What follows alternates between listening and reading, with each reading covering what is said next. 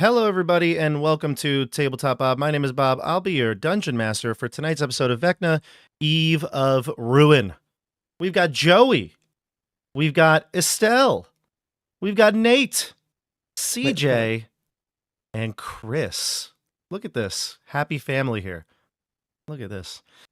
Shout out to everybody here in the YouTube chat. This is going to be a special episode, everybody. A special chapter, really, of Vecna, Eve of Ruin.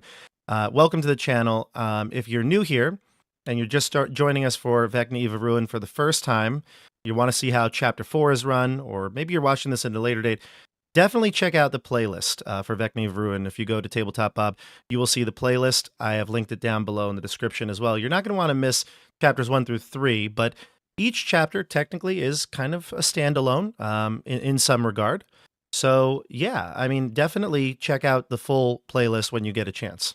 Also, you should definitely check out all the other playlists we've got, because we have a lot of tabletop RPGs here on the channel.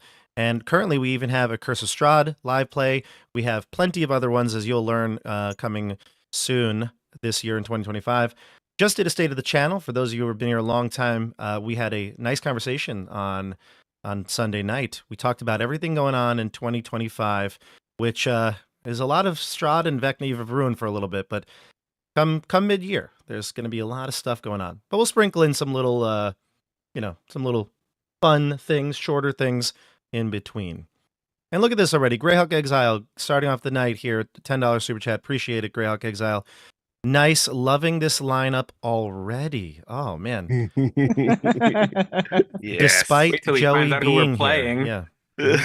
I'm a little afraid of who. All who's new gonna show up. characters that you've never met before. How have y'all been? All level 1, right? Like, Yeah, all Yeah, level right? one. Level 1, right? How is everybody? Because for some of you, it's been quite some time since we've seen you on the channel. I mean, we'll it's been start- like 3 weeks for me, so It's true. it's been like, whoa. Oh, that's too funny. Yeah, actually, I think somebody said here, is CJ in every chapter? No, I wasn't in chapter 2. He wouldn't let me Yeah. come. He wouldn't let me Oh be in my chapter God. 2. And if we just kill his characters, he won't be able to come back anymore. So we There you should go. just do that. Yeah. But big changes here, CJ. Beardless. I know. Who are these people? I know who I'm playing. I don't know who they are. CJ, what happened to the beard? Was it time? Oh, it or- fell off. Oh, it fell off? Nah. Oh. Why did New year, new look. They'll be back by tomorrow. Hey.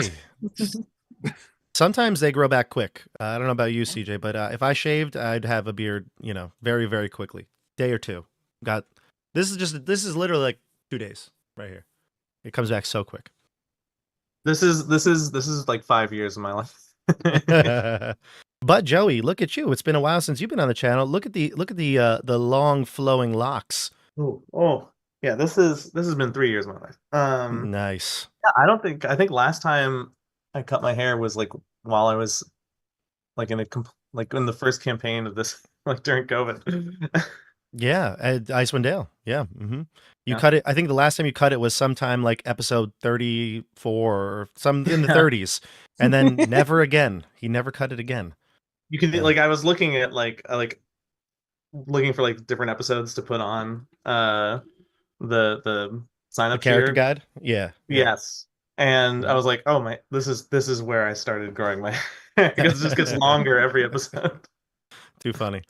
And then Chris, it's been a minute or so, because you were, of course, in Search of the Unknown, which was November when we stopped. No, October. I don't remember that. Too long ago. Too long ago. Yeah. And of course, Estelle and Nate, you actually aren't strangers. What have you been up to? Trying to make our way through our master's castle in Yeah. Eldritch Castle. Yeah, It's been a blast. blast is quite the word for it, especially in the start there. It really opened up with a bang. It really did. Hey, avoiding a TPK by mere hit points. Yeah. I mean, Yeah. this is not a spoiler at all. This is like the first 5 minutes. Yeah. It's not a spoiler. Oh yeah.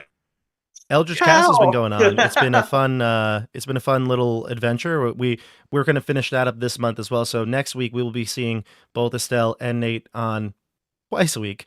That's going to be fun seeing you every time we stream.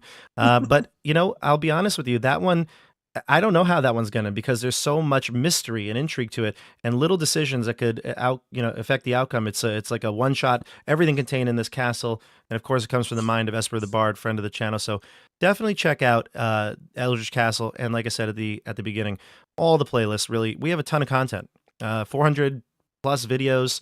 We live stream it all, so definitely check everything out. All right, now to the icebreaker here. The icebreaker. It's really not an icebreaker. I did this at the beginning of each of the chapters, start of the chapters, because some people don't know you. So what we're going to do is we're going to go around the room. We're going to just say some of the games that you've been in. We are not introducing our characters, because our characters are going to be introduced in-game. Repeat after me, Joey. We are not introducing our characters. We are introducing. Okay, so my character. No. But we are not introducing characters. I got you. I've been in a few games. Been in a few games on Tabletop. Fair enough. All right, so how about this? We'll start with Joey. We'll go around. So we'll go in like a clockwise order. Joey to CJ, Chris to Nate, then Estelle will end with you. Tell everyone who you are and what games you've been on. We just talked about like the most recent ones, but other things you might have been on here in the channel. Go ahead, Joey. I'm Joey. I'm Bob's cousin. Famously. I was on a few campaigns.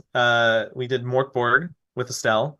We also did another campaign where we were YouTubers on an Eldritch Horror Island. And it was amazing. Highly recommend you guys go. Yeah. Yeah. I played Zach. And of course, Icewind Dale, like we talked about. You played in Icewind Dale. But I think I'm also responsible for one of your lowest viewed videos, which is the Boba Fett review. Oh yeah. Joey did come on for a couple chats, yeah. Yeah, we came on for a chat and I was like, oh, maybe we should do this again. And I'm like, oh, this is the best. Yeah, for sure. No, it's been a lot of fun having you play on the channel, Joey. And we're excited to see who you're playing tonight. CJ, what about you? Oh, I was in Vecna, Eve of Ruin, Chapter 1. Mm-hmm. Vecna, Eve of Ruin, Chapter 3. I'm here for Chapter 4. Mm-hmm. I was in Icewind Dale with Joey. I was in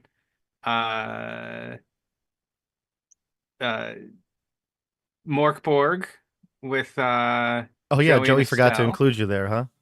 Yeah, I forgot I was there. I was in what was the thing that me, Estelle, and Nate did? Tomb of Horrors. What? Tomb of Horrors? Tomb of Horrors, yeah. That wasn't D&D, that was Shadow Dark. Shadow Dark, yep. Spelljammer? I ran Spelljammer for Estelle. Chris and I were also together in, what did we do? He was also in Tomb of Horrors. Tomb of Horrors. Yeah. Didn't we did something else together? Like maybe not. Maybe not. That's it. You guys, that's all I've ever done. You guys have played. CJ's been all over this channel, unfortunately. So we got to do something about this. Candlekeep Mysteries. Oh, God, happy memories, but also a lot of stress. Candlekeep, but it's okay. This one is rivaling the stress of Candlekeep. That's for sure. Wrangling 20 people, 33 characters. That's not easy to do. So we'll see. Chris, what about you? Well, my list is not as impressive as CJ's. Come now. Tomb of Horrors, sir. All my characters kind of sound the same, and it's a little telling, I guess. But they're all surly. But of course, Hieronymus, one of my favorite characters of all time ever playing this game. And what else? A couple of one-offs. Torg Buttswain, remember him? My half work. How could I forget? And then, of No, course, you know, like you had mentioned, Chris, you and I know you played in Keep on the Borderlands and in Search of the Unknown, which we talked about at the beginning. But you and I also play Warhammer 40K, and so we've known each other for quite some time. So happy to have you back always. Yes, sir. Now let's jump down to Nate. Howdy, I see Nate every day. It's ridiculous. Yeah, too much. I've been in. I was in Keep on the Borderlands, a Tomb of Horrors with Chris, Stell, Tomb of Horrors. What else? Did we just? Oh, Eldritch Castle. Joey, we did the Star Trek one. That That's is right. true. That was one of my favorites. That was super fun. That was. Oh my god. I would play that game again. I would totally play another. They have a new We're edition. jealous about that. Yeah. Some Candlekeep I love your Mysteries. character too. I'm sorry. That was a really fun one to play. it's He was just a so hippie. it was so novel for Star Trek. Yeah. I wanted That's to bring true. it into the 21st century, you know. Oh yeah. My third. Yeah, good point. Good point. Yeah, I played a lot. Bob introduced me to D&D, so pretty much most of my D&D is taking place on Bob's channel. That's true. It's That's been a that's blast. such a strange thing, isn't it? Yeah. I guess not for you, but for everybody else listening, they're probably like, "Wow, that's weird." Yeah. Yeah, And, I'm lucky. You're very lucky, and so am I, Nate. Appreciate all you do. Ah, Aw. Estelle, we'll finish it with Estelle. Okay, I started off with rank amateurs. There's Temple of Timochan. I've Mhm. been in more than a fair few here at this point. There's the Morkborg. There was the Tomb of the Morkborg. Horrors. Mhm. Morkborg. There was also the Shadow Dark one shot with the Valentine's Day Oh, thing. one of my favorites. Yeah. Yes. Oh yeah. With Um, Kelsey Dion, yeah. Yeah. the Spelljammer. The Spelljammer. I love you put "the" in front of everything. It deserves respect. What else? The Eldritch Castle one as well. I feel like I'm forgetting something. We might be, but I think my point is safe to say this group has a ton of material to draw from. Would you agree? Yeah. A ton. A ton of material to draw from. I can't wait to see Nate's Star Trek character in this. We'll see. So yeah, Didn't so know you wove here, it in. what's that? Oh, nothing. McLovin, was that his name? No, it's creative how you wove him in. Oh, yeah. No. What was his name again? It was He had Vibes McGee. Vibes McGee. vibes, yeah. Vibes.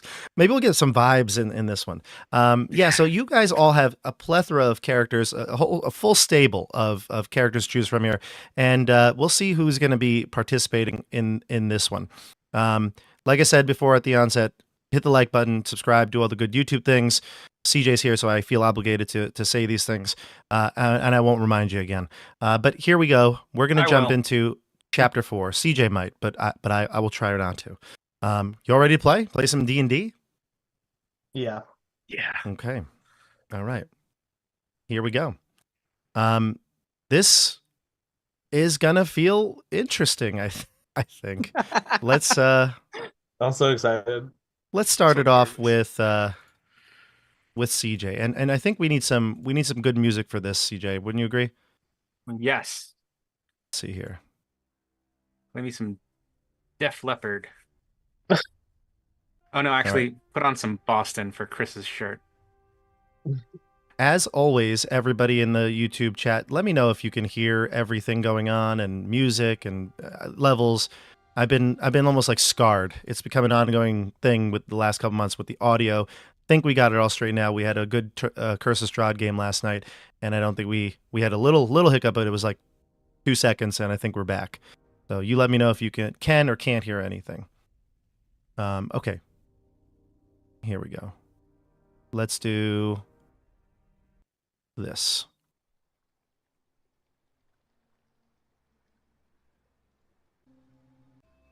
It's there. You let me know if you can't hear it. All right. CJ, Yes, we're going to start with you today. that's me. I know, it's shocking, right? It's that we start with you. CJ, you are there in the sanctum of Illustrial Silvermoon. She is. You've watched every single of your companions go one at a time into the teleportarium.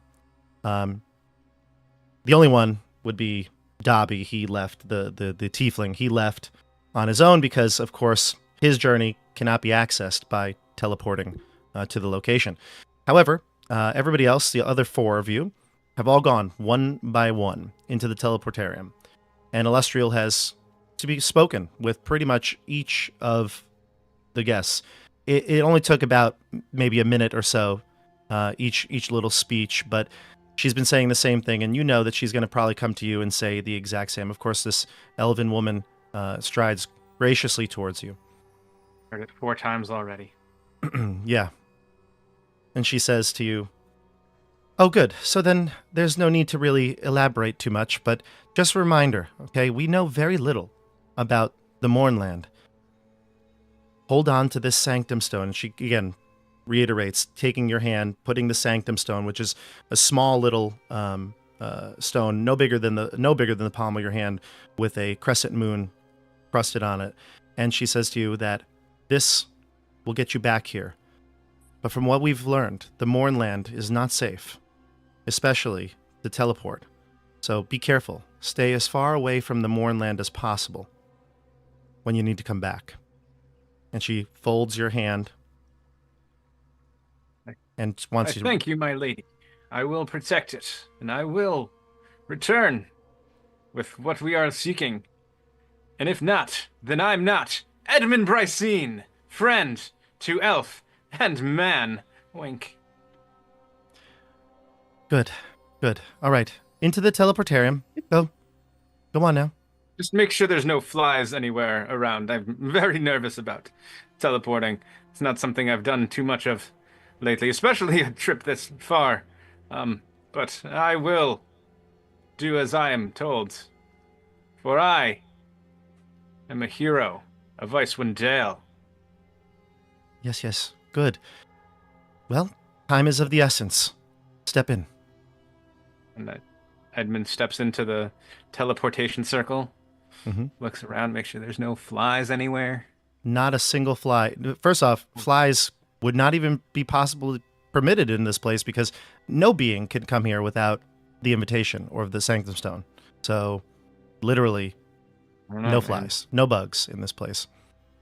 The teleportation chamber, you can see the glow, the magical aura from her incantation, and then all of a sudden, the glow, this like blue magical aura, gets brighter and brighter, and then the energy actually envelops you. You expect this to be normal, but you feel something different. Something take hold of you.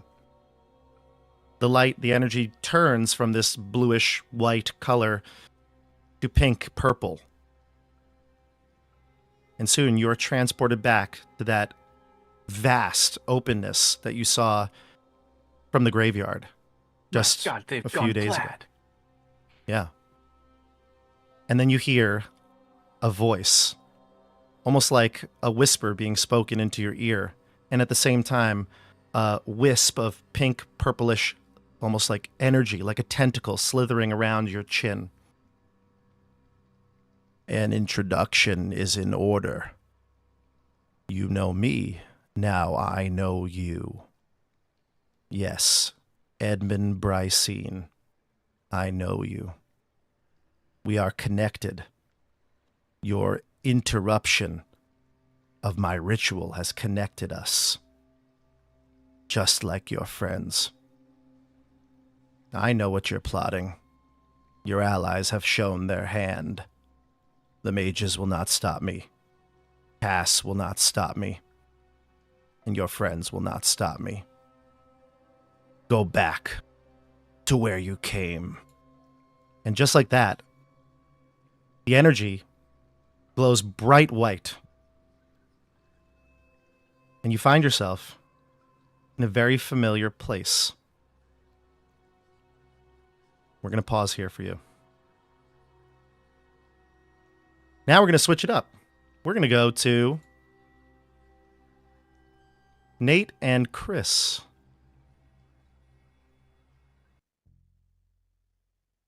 We got to get the music right here.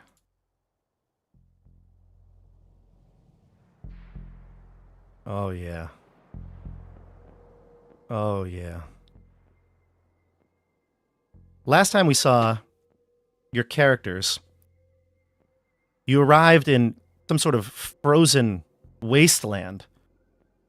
The obelisk behind you. You look back, cracked, torn. Both of your characters open their eyes. You see Darius's body laying there in the snow. You're atop some sort of icy glacier, but it looks like whatever cavern or ravine that you're in, the ice has broken. There's ice shattered all around you and a massive rift. Hard to tell with all the heavy snow, but there's things in the snow, structures covered by the snow. Some of them large, some of them look like almost like they might be buildings, but so much snow is packed on top of them that you can't even recognize how tall or the height of them or the entryways. And the cold is so bitter that you feel like your bodies are shutting down. You grab Darius's body, you start to move. You try to get to one of these structures, but even the short distance, the maybe few hundred feet that you have to go through is almost impossible through the deep snow. You're trudging along. And while we do this, why don't you describe what your characters will be wearing, because I'm pretty sure you're not fit for this weather. Let's start with Nate. Tell us who you're playing and what you're looking like. What you look like right now. Yeah. So, I am covered in plate mail. Got a flaming warhammer down the center chest of my plate mail. I've got a warhammer strapped across my back, or maybe it's in my hand from where we last were. It would have been in your hand, but you probably see it Yeah. there in the snow starting to collect.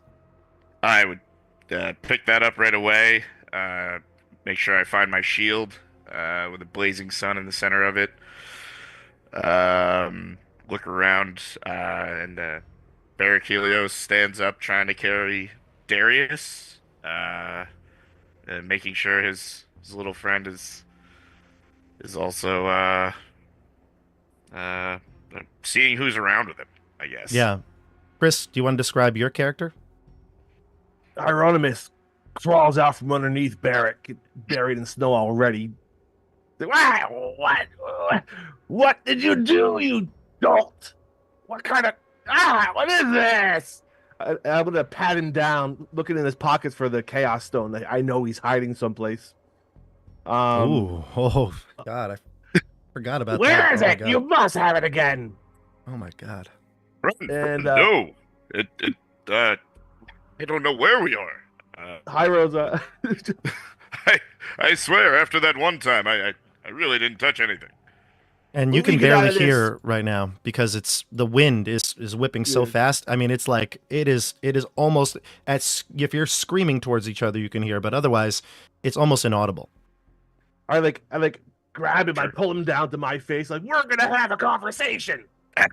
I say, And- yeah, really soon. And then we start doing something else. So Hyro's But, wearing yeah. his robes. It's a black and half like gray robe with a stylized sun emblazoned on his chest. It looks like a few dollops of fire that also makes a sun. Mm-hmm. Yeah, And he crawls of course, up on Barrick's back. Yep, and of course, all this, the plate armor, the robes, they are now starting to collect snow, just like everything around here. The snow is falling. It's thick, heavy snowflakes.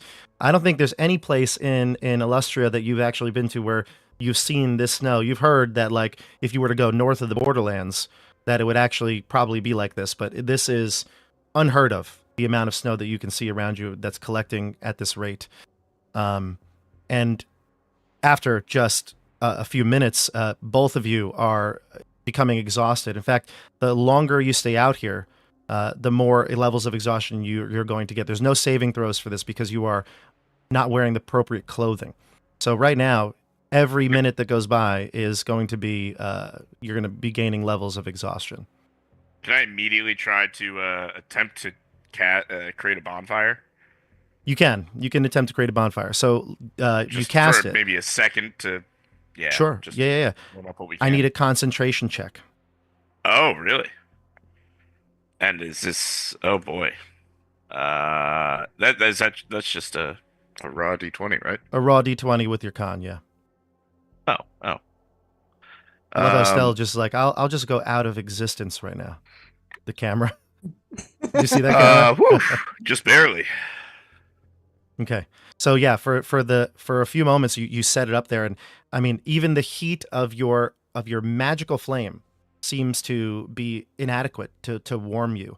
It'll give a warmth and it's going to slow down the process, but if you don't find cover here, you're going to die without a doubt. So you continue to I search. immediately start look. Yeah. Yeah, Oh, sorry. you continue to search. Yeah, there's no check needed to be made. You can go up to some structures, like I said, takes a few hundred feet away apart. Each one, you go up to it, you feel for an entryway. It looks now that as you start to pile away the ruins, the snow, that there's ruins behind it. These ruins look like they're buildings made of black stone and all different sorts of material you're unfamiliar with, metals that don't look like iron. Strange structures. You continue to move on because none of these seem to be able to house the three of you.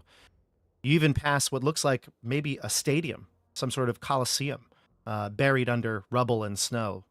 And then eventually, both of you succumb to the elements. You fall to your knees. You're about to go unconscious when you hear the sound of dogs barking in the distance.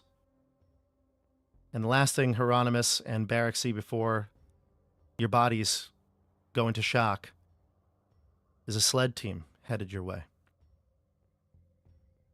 And then we'll go to Joey. Joey. What's up, Joey? Hello. Hey, what's up? You're riding on a sled.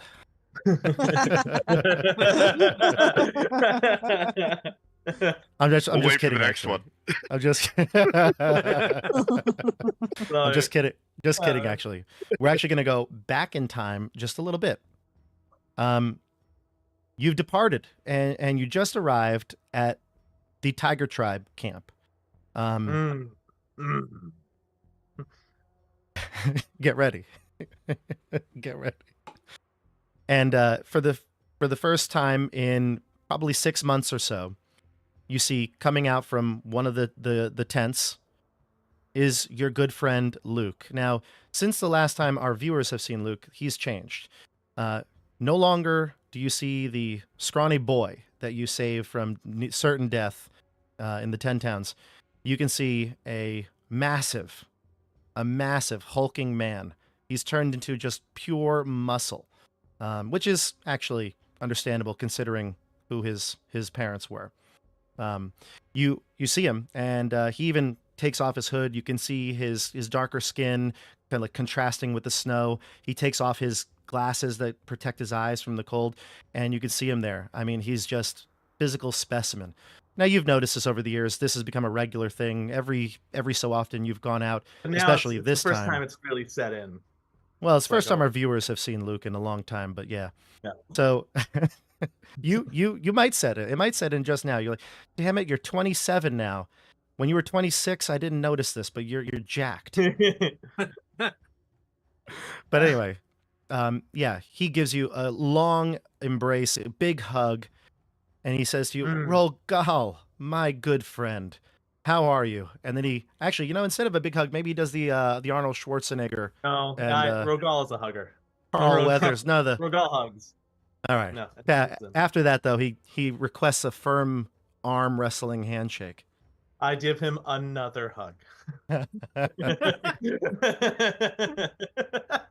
Why don't you describe what you look like right now? Because you might look a little different than the last time the viewers saw you. Oh, yeah. Rogal is no longer wearing his big, heavy plate armor. He's wearing all these furs. He has a hood and maybe some goggles. He's just wearing but a solid breastplate on top of all these worn clothes, as well as a almost serene, mythical white cloak. You don't wield a battle axe anymore, correct? Nope. Rogal keeps his battle axe back at home with Elias, and he keeps it as memento, but he doesn't really wield it anymore. Now he has but his quarterstaff. Mm-hmm. He's decided to not chop people's heads off, but bludgeon them to death. Yep. And of course, Rogal is That's more a noble. white dragonborn, correct? Yes. I knew that. I'm just saying it for people. Yeah. I'm confused about the furs now, though. Because I Yeah. thought the whole reason he was a white dragonborn was that he didn't need that. Well, Being it's an a Icewind cold. Dale. Just because he doesn't succumb to some of the climate effects doesn't mean he doesn't want to be warm and comfy. It's Yeah. for fashion, okay? It's important. It's just as important. That's it. Fashion. See? Now Rogal here's though still looks he's looking a little sleeker, a little bit more nimble. yeah. And Luke says, "Look, please, you got to take this back. I try to give it to you every time." And he takes the amulet of health off of his neck, and he says, "You're As all he skin takes and it off, bones." does he like shrink just like a little bit? He doesn't shrink. It's more, I would say, more like his, I don't know, ability to shrug off the cold a little. Gets a little more shivery if he wasn't wearing his whale oil and all of his furs. But he definitely, he's tried to give this to you a number of times. He says, "You need it more than I do." Luke, I gave this to you to represent that I do not need it. I am Kenneth. "You fool," he says. He puts it back on and he says, "One day, though, coming back to you, I swear. Now, let's Okay. enjoy the time we've got together.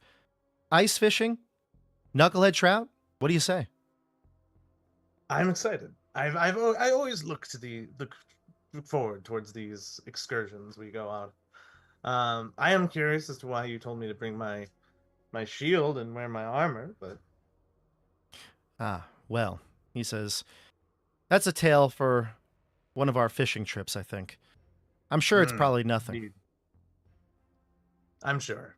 And I And sort then- of give him a bit of a skeptical look. But And- like I don't want to kill the vibe. Yeah. So He says, "Come on, let's go." And so you start to head back to the tent, but then the ground shakes. The earth tremors all around you. The rest of the tiger tribe, there's, dozens of them here in this encampment.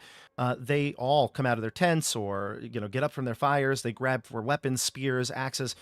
They look around and Luke starts to command. You can see him now for the first time really in probably your experience, seeing him as a leader of other men. He's just commanding, telling other scouts where to go and to direct people in case there was some sort of emergency. I feel pride. Yeah. Like I just feel proud. He says, "Maybe that story is coming quicker than I thought." He looks to the east, and you can see the Ragged Glacier, in the background. I mean, it's always kind of visible, but it's so massive that it's really hard to tell exactly where he's pointing to. But he says, "On a patrol about a month ago, I encountered a massive fissure in the Ragged Glacier." He says, Really? "And I think it's Ythryn."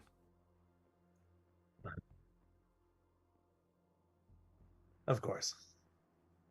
And the earth just kind of stops the shudder, but you hear it, a loud crack, a flash in the sky. Maybe not that of Oriel's magic, but still something lit up the night. And I look at it astonished. Like, Yeah, Luke, do you know anything of this? I have no idea. Let's check it out. We'll get the dog sled ready. Yes, hurry. Should we bring any of your men with us? He says, "Definitely." He starts to command, tells a few of them to suit up, and you start to head out. I hop on. We go. You go. And, it takes maybe like the full night to get to the Ragged Glacier by dog sled. So it's sometime in the early morning hours, like 4 o'clock in the morning or so. Again, right now you are actually in winter, so there isn't sun. It's not O'Reil's magic. This is a normal time of year occurrence. But you start to travel and you see the fissure where you entered into those caves of despair, and it's open, a wide fissure. I mean, at the very least, hundreds, maybe thousands of feet wide, 1,000 feet wide. And it opens up, and it's a direct sort of downward slope into the city. He continues on, mushing the dogs ahead. Steel yourself, Luke. He says, I'm ready for anything. Goggles down. And he points out. I actually, as we're sort of, goggles down, I mutter to him, maybe I should hold on to that amulet. He says, all right, not now though. Let's see what's there. Let's see what's there. Good. All right, then mush. You head down into this big valley that's been created, and eventually you start to recognize some of the materials. You remember that long ice bridge where you literally sent the Tarask into the 9 hells. I mean, like I get a little bit of like PTSD from that. Like, yeah, I'm genuinely like, you see that bridge, that fated day with the Tarask, and you can see what looks like a bonfire up ahead, but it's slowly sputtering out. I yell at Luke, over there, and I see it. He says through the wind. I see it. Snow coming down heavy now. You pull up, and you can see 3 bodies on the floor. Oh, Jesus. You can see a human, a gnome. I get up, and I run up to them, and I lay on hands. 5 points for each of them. Okay. You realize that their injuries are not hit point related, but that they need warmth, and they're experiencing hypothermia. All right, I just really wanted to make sure.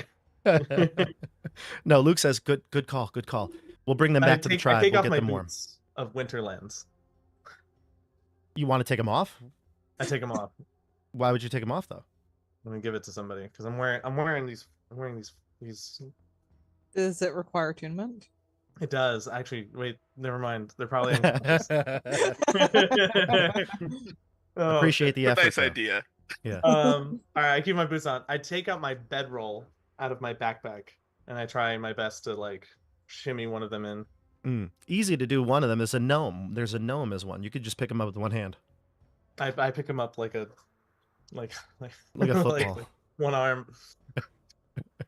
Yeah, you can get him onto the sleds. Maybe one of the other Tiger Tribe warriors will throw another onto their sled, and the group starts to head back towards the camp. All right, so you arrive back at the camp again, probably sometime around noon at this point, and you see Edmund Brycene standing there outside of the encampment, flagging you down. Wait, hold on. Does Edmund recognize me with my like hood up and my goggles on? I mean, I have a giant dragon face. I mean, this is the Tiger Tribe encampment. Yeah, that's true. Like you would recognize them as well. I would recognize, that it's the Tiger Tribe encampment. I've been here before. Yep. I probably even I don't know how long I've been. How long have I been in this spot? So you were sent back home, according to the voice that you heard. Right. So and how long you was assumed? Yeah. So you assumed it might have been the south, where your family is from, or perhaps even another location, or perhaps even just that where were you from again? I forget the town you settled in. Was it Neverwinter? Yeah, I think somewhere down south. It was Neverwinter. Yeah, exactly. So, but no, you arrived in the same apartment that you, Elias, Flair, and Rogal resided in so many years ago when you were in Icewind Dale. And then you decided... I've made my way here to the Tiger Tribe, probably fully aware and knowing that I was looking for either Luke or Rogal, asked around and said, "Have any of you seen Luke?" And they were like, "Oh, he went off with Rogal." Actually, And now I see them returning, and I'm like, obviously it's Luke and Rogal. So Okay, yes, okay, I do okay. recognize that Yes. it is Luke and Rogal. yes, you know I- it's Luke and back. Rogal. And I I'm don't. flagging you down.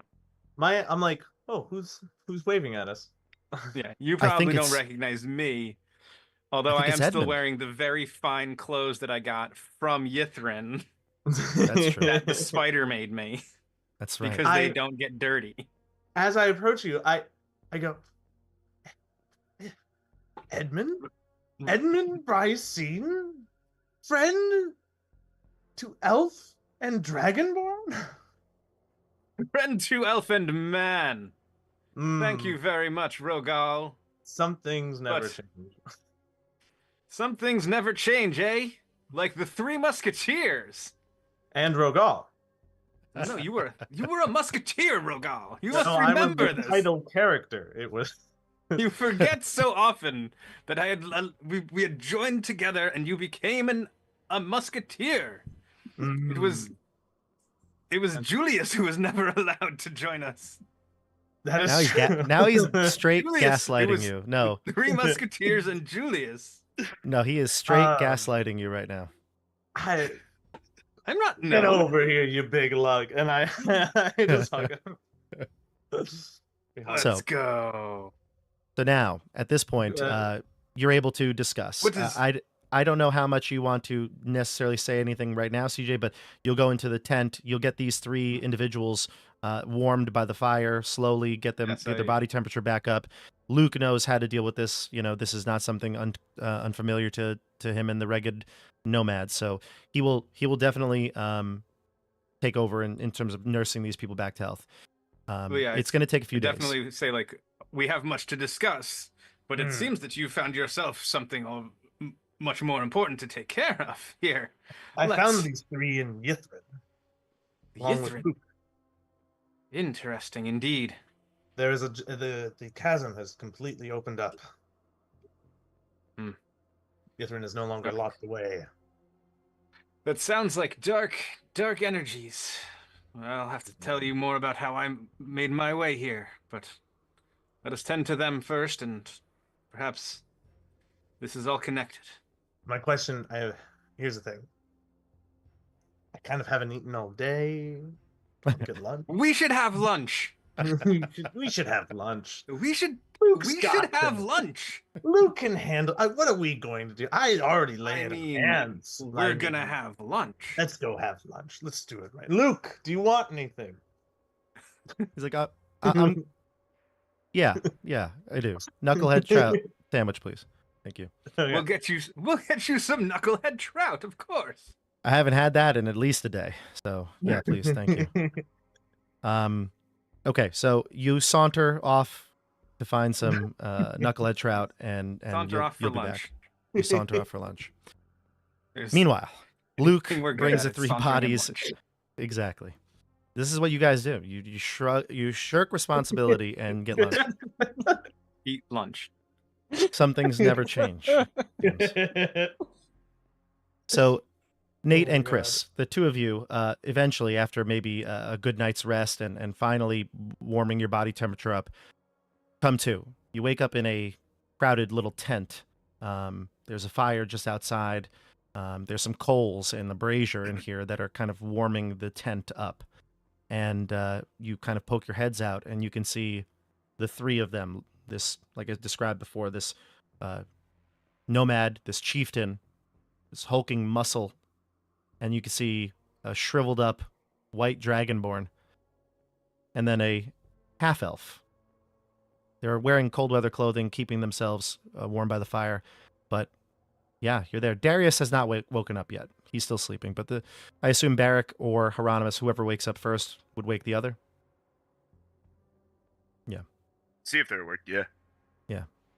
So Luke calls out to you and says, "Oh, good. You're awake. You almost died out there. Warm yourselves. Here." And they got blankets and everything. They give you everything. You also notice that your bodies you're wearing cold weather clothing. These did not belong to you. Your armor has been removed, but is like neatly collected in a pile in the tent. You can see all your gear. It's all there. Nothing is missing. All your weapons, your gear is there.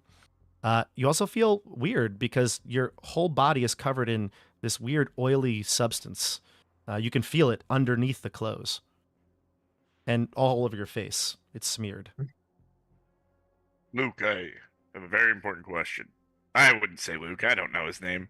Who are you? And who undressed me? Rogal? Rogal. I was Rogal out did at it. lunch. Hold on, what is there like a Steve with us? Like, is there just like a guy that like is like one of Luke's? Yeah, There's a Luke. one of the Is there- nomads. No, but there's like another guy, right? There's I'm there's sure a he has, whole like, there's bodyguard. dozens of There's a- tiger tribe here in this encampment. This is filled blame with Steve. tiger tribe.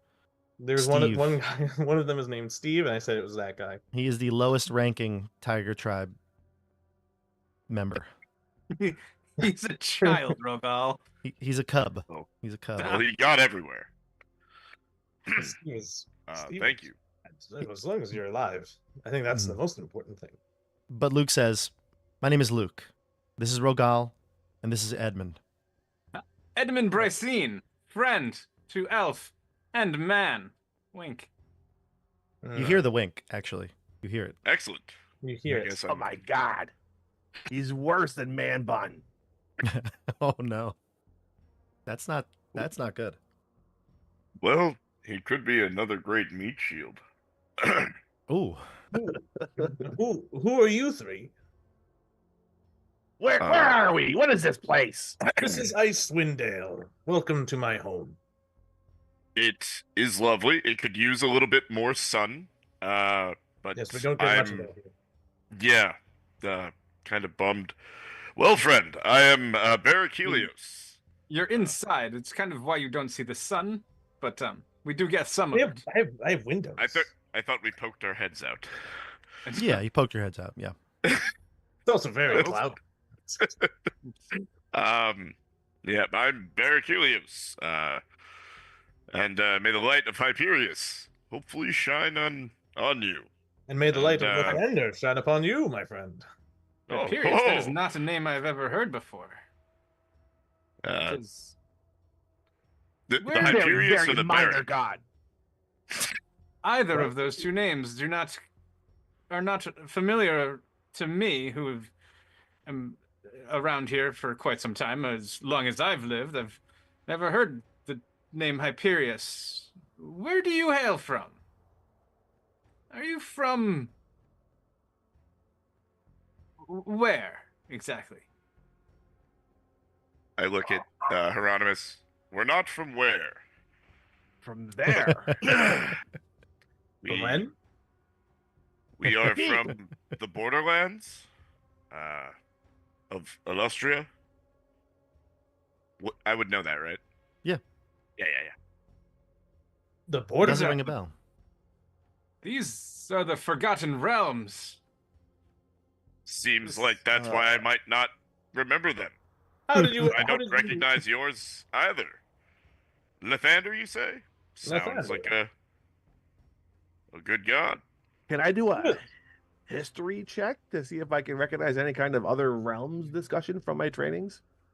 You have never heard of this place, and in fact, just for clarification, it is it would be Faerun, not Faerun, yes. This is Faerun. Forgotten Realms. Yeah. That's what I said.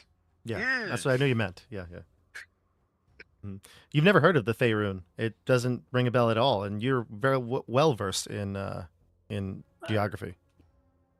I've never heard of this. We came through a portal back there. Is that how you got here? Ended Oh, up yes. here. This dolt here did something. What did he do? I don't know. I wish I could tell.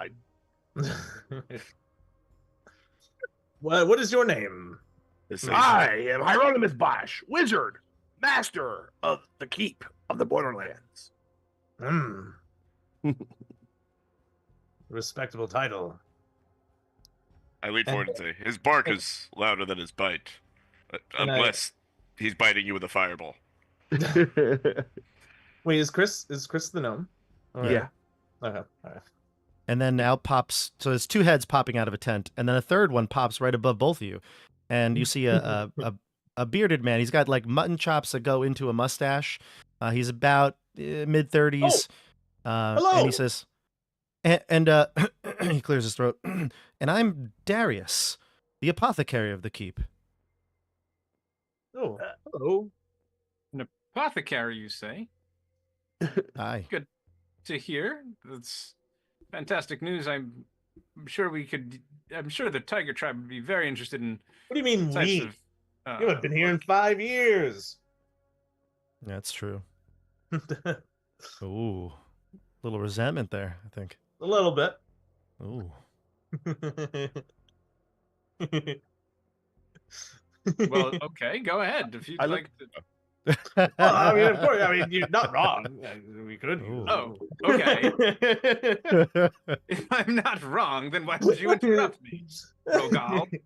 Luke says, "Come join us by the fire. We have much to discuss. I think your arrival is destiny." I think your arrival is destiny. I think That's- your arrival is destiny. We're all destined. Now, let's discuss.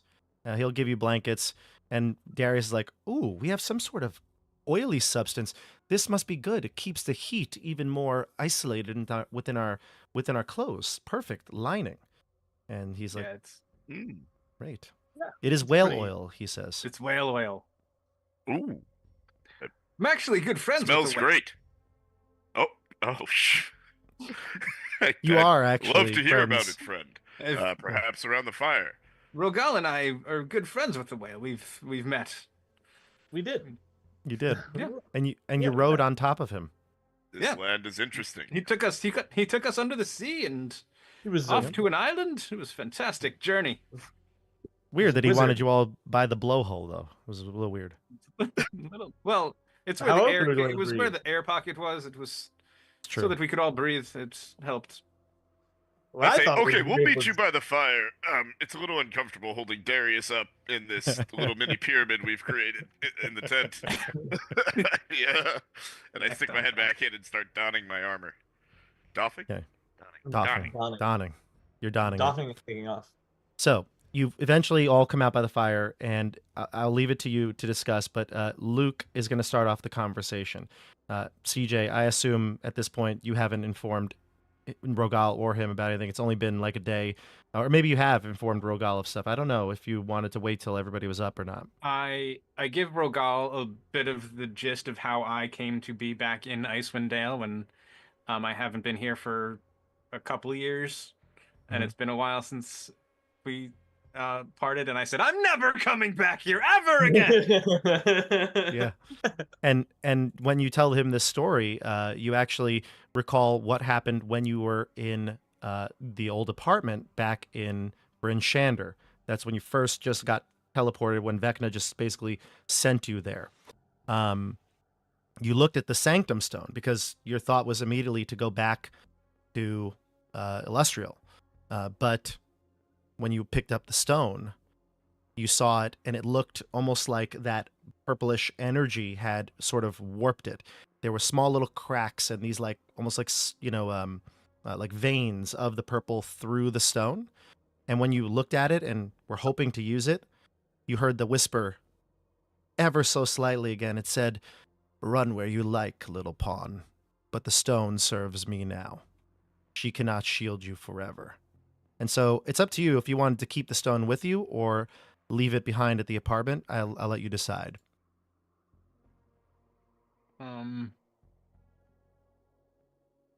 I might leave that behind. I think he would leave that behind for fear that it is corrupted by what he believes to be Vecna. Mm-hmm. Okay, fair enough. So it's back at the apartment in Icewind Dale. So I will let you describe what's going on here, but Luke is going to start the conversation. He says to you, all of you here sitting at the campfire, he said, "About a month ago, I noticed on a patrol that there was a fissure, a crack within the Ragged Glacier. The three of you seem to come from a place, we're not quite sure where it is, but in our realm here, there was a terrible event that happened about 10 years ago.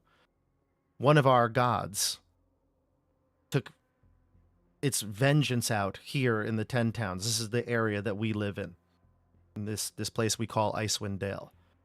It was night, eternal night and eternal winter for years. And it was getting to the point where survivability was not an option. Until people like him, pointing to Rogal and Edmund, and some others, saved what I believe the world.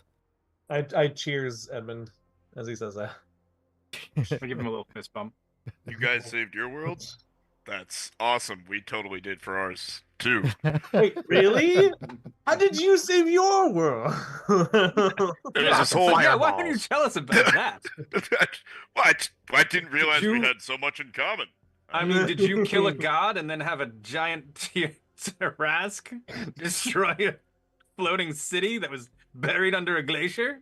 Because that's It was what a we did. spaceship. We shot Ours lasers was at it. actually way more dangerous. There were 2 cities and multiple Tarasks. No. What's a Tarask? Yeah, honestly, I don't know what that is, but no, that was just a crazy guy controlled by a goddess of chaos. That And, sounds. and we did kill the very- goddess of chaos, so that was pretty cool. Well, That it was- does that- sound that's heroic. cool. I will admit that it does sound quite heroic. Also, Well- it's the first time you've seen a dragon Yeah, humanoid. and I sort of go over to Edmund. It's like.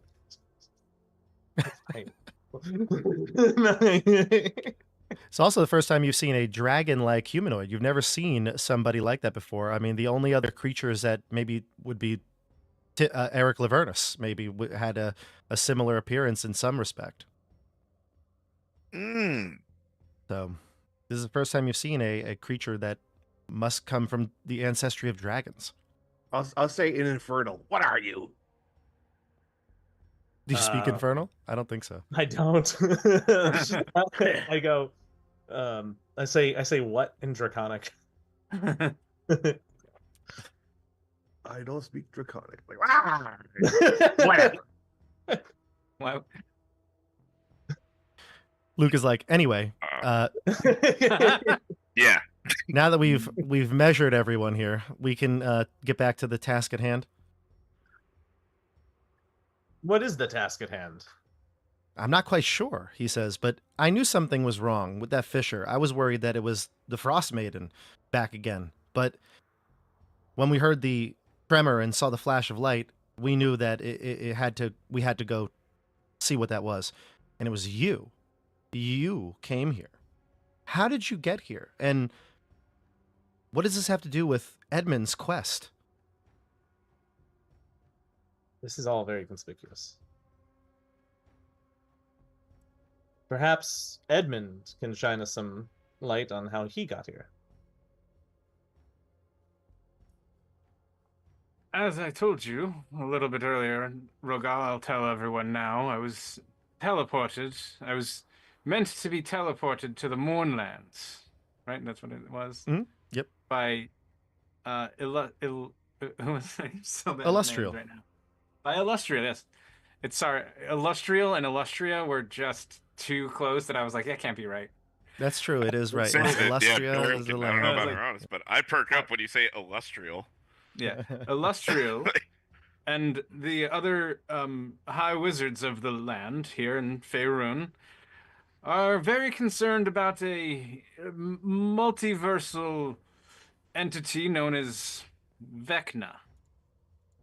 And I look to see if there's any sort of recognition of the name by either Hieronymus or Beric stares at you Alright. and nods like he's understanding, but everything you just said is nothing he's ever heard of. okay. Yeah. This What is Vecna? he's a Great question. powerful lich that has terrorized the multiverse on countless occasions. He's a dark and powerful and evil evil creature. I would say man, but he's lost all his humanity and become something more, something vile, something disgusting, something horrid, and And he now and Luke's threatens the worlds of countless universes. and Luke will chime in and say, "It sounds like, without any sort of course of action, every one of our homes is in danger. So we have to do something about this. I think we have to go back to Ythryn. There must be some way to get Edmund to that place. This mournland. And we could probably use your help." He points to the three of you, the keep crew. I'd be happy to help, especially after you saved our lives. Friend Luke, do you happen to see any structures where this fissure is? I mean, the whole glacier collapsed upon the city. I mean, everything must be in ruins. But how did you get here? Well, yeah, it's kind of why I was asking. We were searching through some caverns, and we ended up being teleported by a tall black obelisk. Right? Sorry. Mhm. Yep. We were should know this. separated from the rest of our party. We don't know where they went. Yeah, have you seen Sasori, Sable, Eric? Any of these names ringing a bell? Skeggy? I told a few of my crew to check the area surrounding, see if there were any more survivors. There were none. They didn't find any bodies at all. I look at Hieronymus and go, no mohag. Yes.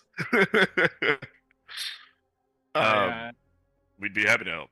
I don't want to speak for you, Hieronymus, but Well, I look at those fancy boots, and like, do I get a sense of more magic than I've ever been around in my life?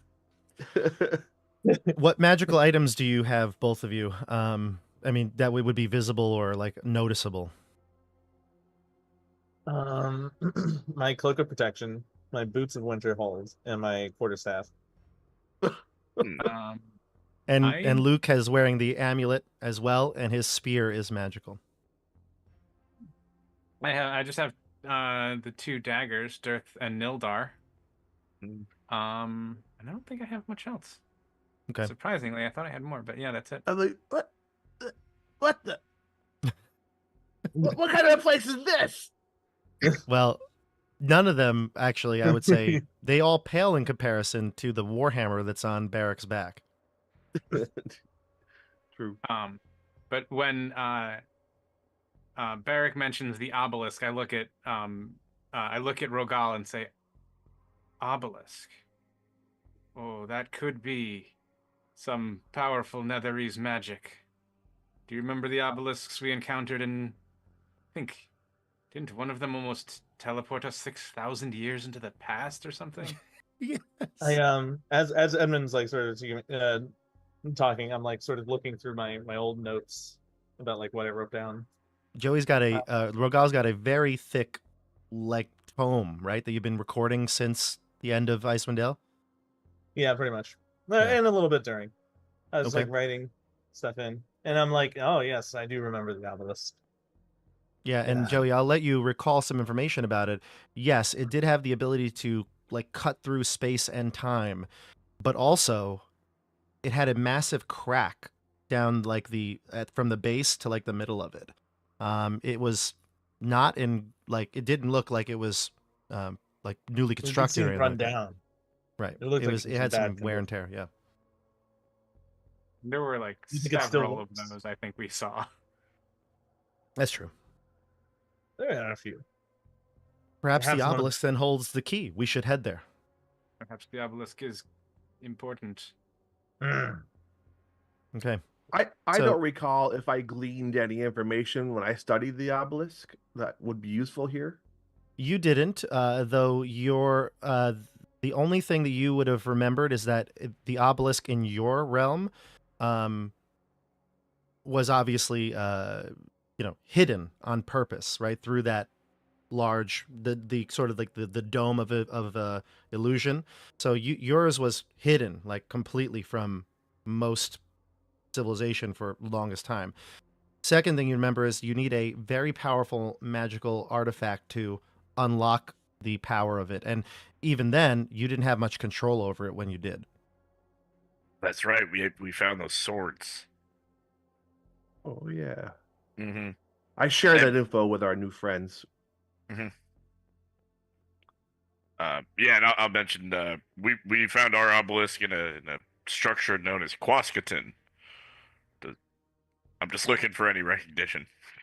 They have none, but they found theirs in basically a place called Ythryn. I mean, it's a very strange sounding name to all of you.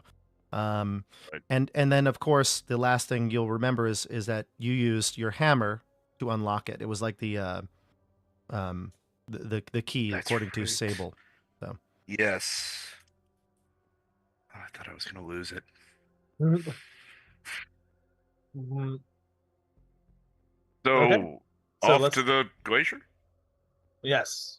Yeah, you'll rest up. You can take long rests. You can take as much time as it needs to get you back to health, no hypothermia, things like that. With all of the winter clothes, the whale oil, keeping warm with the braziers, you're able to recover rather quickly, and you'll head off towards the obelisk. All right, so a few days pass. You head out. You get to the glacier at the same time. Now, there's no snow now. It's more mild. There haven't been any more eruptions or quakes or things like that. Okay. However, when you arrive, Luke spots it while the sled team, the sled dogs, are going. And he's got some crew with him. He plans on, if you end up needing to go to this place, the crew will take that sled back, and perhaps they may make regular trips back to this place just in case they need some sort of a rescue or a quick escape. So he's going to bring a couple of extra people with him. But as soon as you get to Ythryn again and you're into the slopes, past the stadium, the ruined buildings, Luke points out a few things. It looks as though there's some tracks that are not yours. Those would have been long gone with that snow. Fresh tracks, he points out to Edmund and Rogal. It looks like footprints of some sort, maybe pawed prints, maybe some creature or something like that is here. I want to investigate by smelling it. Give me a perception check. See if you can notice anything around the area as you're pulling up to the obelisk. Yeah. Yeah. What'd you get? A 6. A 6. You don't notice any, or you look for the tracks and you barely see them through the snow. But you get to the obelisk and it's pretty clear though that somebody's been here. Looks like snow has actually been cleared from the base of the obelisk. You can see that crack that ran from the bottom kind of the base to maybe the midway point. It actually looks like now that has splintered and there's more cracks kind of developing around and towards the top too.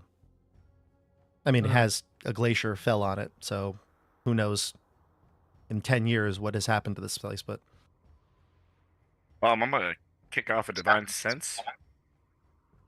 Ooh, a divine sense, you say, huh? Oh, do I recognize what you that do. is? You see what he's doing. You see what he's doing. He's holding up a holy symbol, and I ping off one just to show off that I can do it. Lean back. I've got my symbol in front of me, grasping it. I look very stoic and holy, and I think out of the corner of my eye, what do you look like, Rogal? I'm just humming with my quarterstaffs, just letting it out. Oh, I lost you there. Mm-hmm. You're back, Joey. Yeah. We lost you there for a second. I'm back. But yeah, no. I'm just sort of I'm meditating almost. And my cool. I was lighting up. Yeah, so you ping your divine sense, and you don't sense anything around you. No fae, fiend, celestial, undead, but you do get the sense that somebody or something is watching you. That's the way you feel as you approach the obelisk. Like there has to be people there. Now Luke points out the tracks to everybody, and he says, "Stay on the lookout," to his other warriors. And he says, "Somebody must be here." And you go to the obelisk, and he looks around. What is your passive perceptions, everybody? 12. 10. 10. 12, 10, 10, 11. 11. Okay. I guess Luke is the highest here. Yeah, Luke is the highest. No, he's not. 12. Who had 12? What, Edmund? No, I was 10. Barrick? Was you? 10. Who had the 12? Hyro. Oh, Hyro. Okay.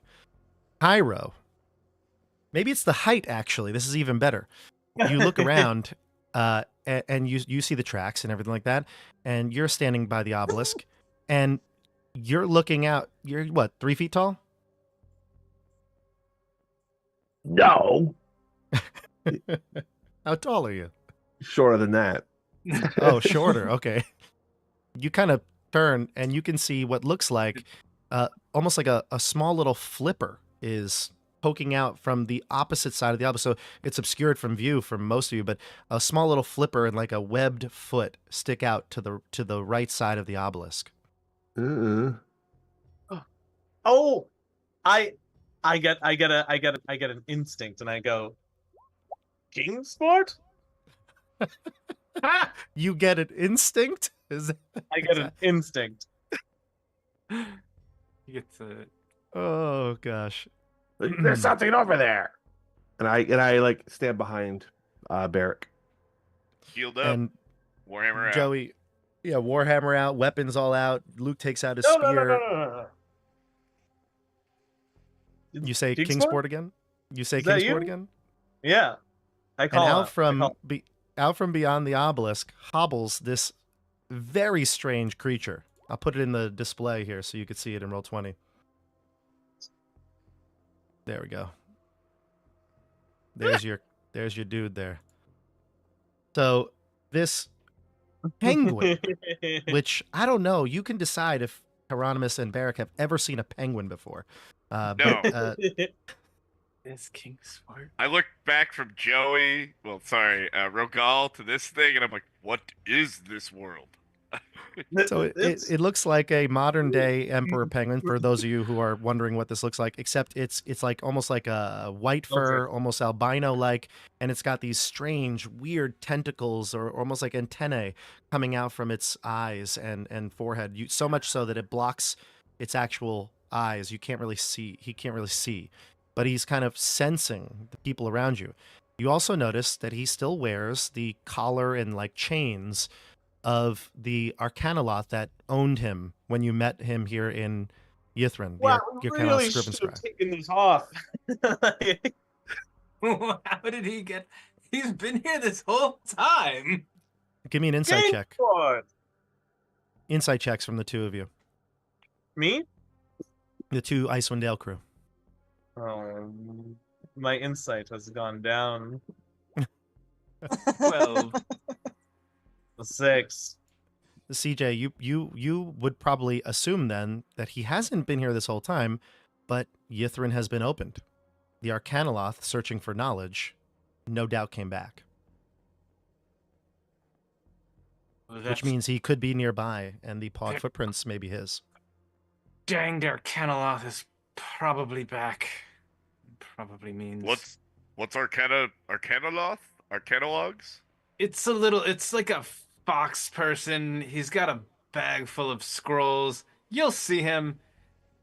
He's obnoxious. He's just here. Is he looking evil for... or annoying? Just a jerk. Oh, okay. Just a jerk. Luke says, well, then let's not encounter him. How do we activate this? He looks to Barrick Helios. Yes, what did you do? Well, the last one didn't have these cracks in it. And Yeah, they make them better in the Illustria, you know. they do. They make it better. Well, I had to use a very powerful item in order to sort of initiate the teleportation that Hieronymus and I experienced. What and item? Darius. Luke says. What item? This one, and I have it out, and I just kind of hold it up. Good. And describe Say, Dust Crusher. yeah, it's pretty sweet. So it's like a gold and silver handle that goes up to. It looks almost like a metal like cradle, almost because Dust Crusher's like the Warhammer head actually forms like when I draw it. It's got like a Iron Man. kind of like a flaming head kind of vibe. Just looks like energy kind of sitting there. And do you call it Dust Crusher in their presence? Say this is one of my closest friends, Dusk Crusher. Friends with the hammer. That's cool. Yeah. Luke is blown away by it. He's like, incredible, and he like sees like the heat coming off of it.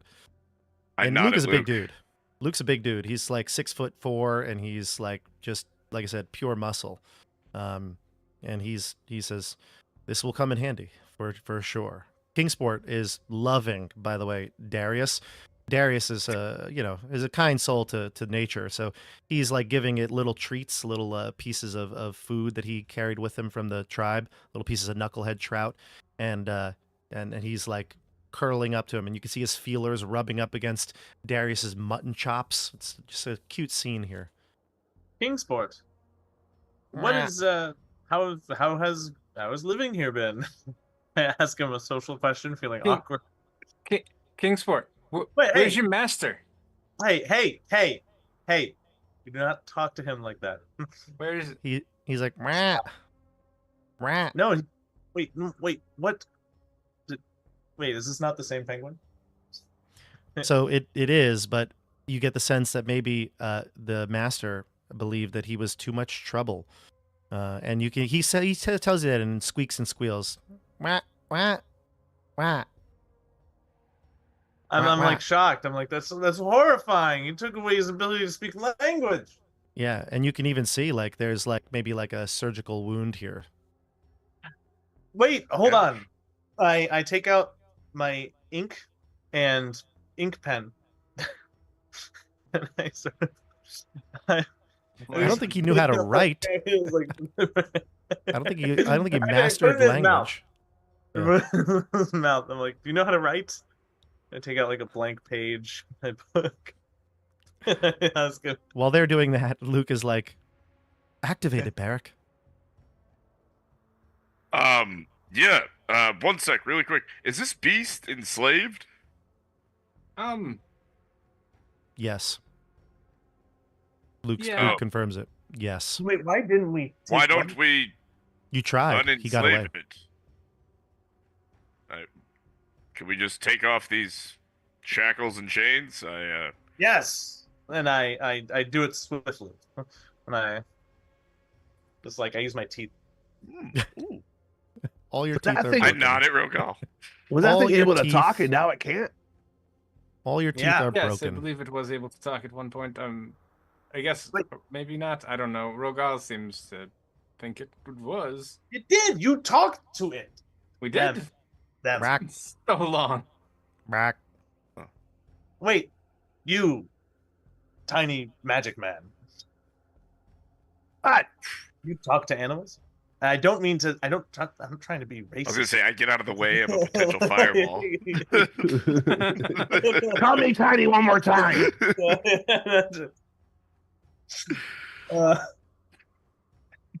So I don't want to be. I don't want to be offensive, but like, I mean, can you? Do I look like a druid? I mean, we don't know what druids look like in where you're from, so very likely. Barrick could also be a druid. I don't know. Oh, hold on a second. Let me look. While this is Fortunately, happening, not.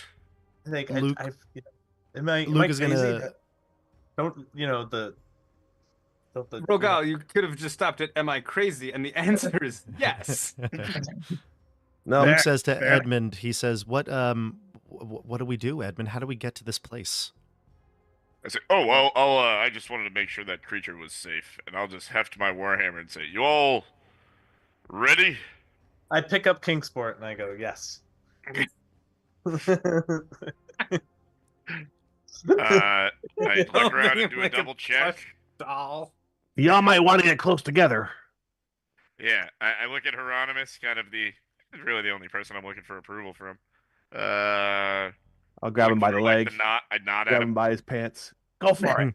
All right, But you I swing must. away at the obelisk with Dust Crusher. And Luke holds you're on gonna as hit it? well. He bids farewell to the rest of the Tiger Tribe crew that he brought with him with the extra sled. And I sure hope this you works. touch the obelisk. There's no place like home. There's no place like home. So, at this point, Nate, last time you did it, there was a bright glow of the green energy. This still happens. You see that. And then eventually, you pop. You're no longer here. And all the people that are in your near vicinity, Rogal, Edmund, Hieronymus, Darius, Kingsport, Luke, are all traveling with you. It seems, though, that at this point, you feel the energy calling to you, unlike the first time when you just activated it and didn't really understand how this magic worked. Whether it's because you have maybe some more people, like, you know, almost like Guardians of the Galaxy style, distributing the energy amongst you, or the Yep. fact that maybe your body has become more used to this, you feel like you have some sort of sense of control here. You feel like you can speak the land that you want to go to. It could be very tempting to where you might want to go. Surprised as heck. And you see all the people around you now. They're glowing as well. Their eyes seem to be closed, or at least at the very moment, they're not looking at you. They seem to be like frozen still. But you and your hammer wield the energy. So Okay. you remember that Edmund said the mournland, but Oh, duh.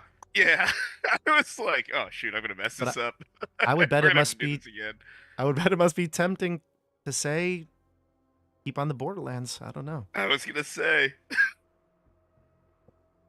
Bring us And I there. think about getting back down to the obelisk way in Quascaton, and I'm like, oh my god, that'd be such a hassle.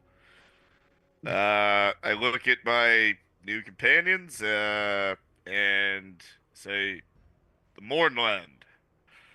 And Thank hope God. I pronounced it correctly. Thank I God. Harry Potter, this blue powder. This thing. Yeah. I was gonna say, Nate, you had the entire campaign on your back in this moment. I was We're like, good to keep on the borderland. I would love to say keep and just watch Bob's face just go white. Oh my god. Oh God. He couldn't trust anyone else with that power. All right. The mournland. All right, now that was good for the introduction. Now we'll jump to Estelle. Estelle, how's it going? Let's give it up for Estelle. Gosh, you're awesome. Well done. Estelle.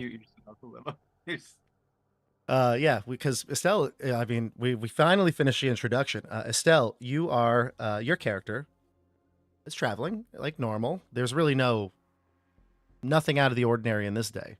I guess maybe the only thing that you notice differently is as you're approaching the valley, the fog this time is just immense. I mean, you can barely see 15 feet in front of you most. And it's become quite annoying traveling. But like I said, you know this trail like the back of your hand, and you're headed through the valley. And then all of a sudden you hear a sound.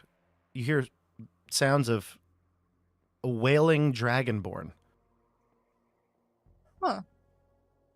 Rogal, what do you say as you land in the mournland?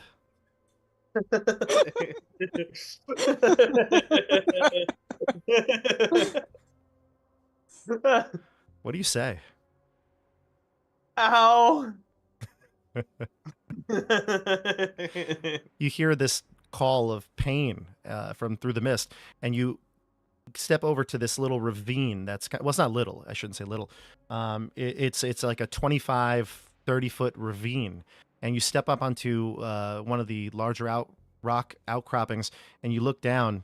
You know, this may have been a river many years ago, well before you've been here. And you look down, and through the fog, you can perceive silhouettes, maybe like, let's see, 1, 2, 3, 4, 5, 6, 7 bodies, maybe of some sort, down below in the ravine. You can watch and like kind of lurk in the shadows if you don't want to be seen. Do they seem like they're moving, or they're just on the ground? I'd like to stand up if I can. I say only a few of them landed on the ground. The dragonborn, what looks like some sort of strange animal with feelers coming out of its eyes, and Okay. a bearded human with mutton chops. The 3 of them fell on the floor. Oh. The NPCs in Rogal. Yeah, not Luke. Not Luke. Luke landed with a superhero pose. Oh my gosh. Wait, can I take a dexterity check? Nope, it's canon. You fell. What What do you want to do, Estelle? What do you want to do? I want to see if I can listen in for like any type of accents that I may or may not recognize before approaching. Let's see. That's a good question. Give me I'd say either an intelligence or wisdom check. I mean, insight sounds right. Or if you want to do it based on more like your study of dialects, maybe we can do an intelligence or an investigation check. I'll do insight because I get advantage on that because of my rune magic thing. Oh, okay. Go ahead.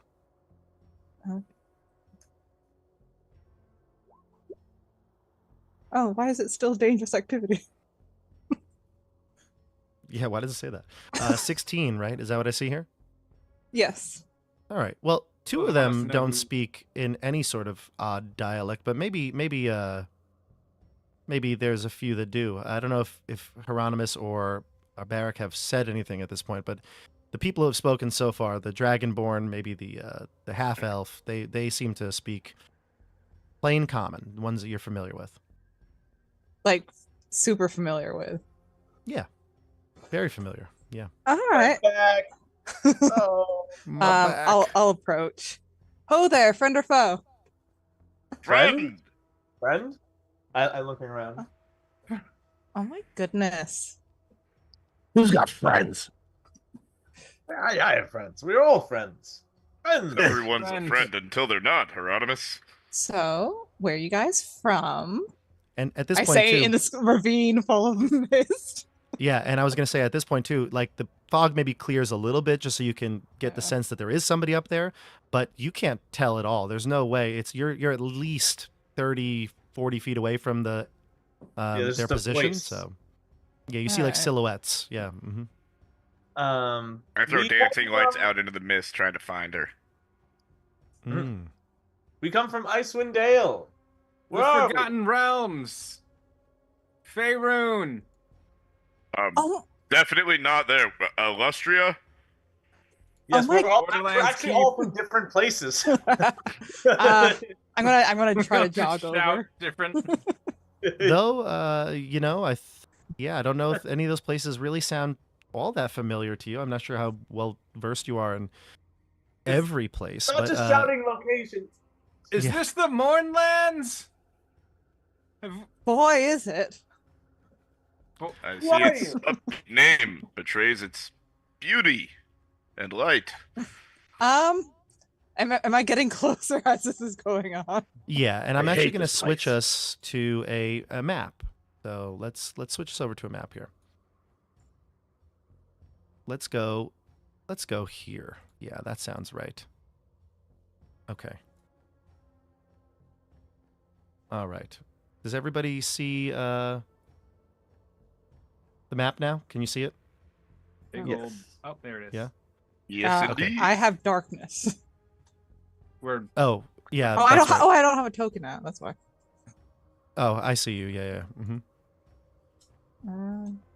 I got you. Here you go. What is there? There I is. also have darkness. You have darkness, Joey? Yeah. Really? We're at the bottom.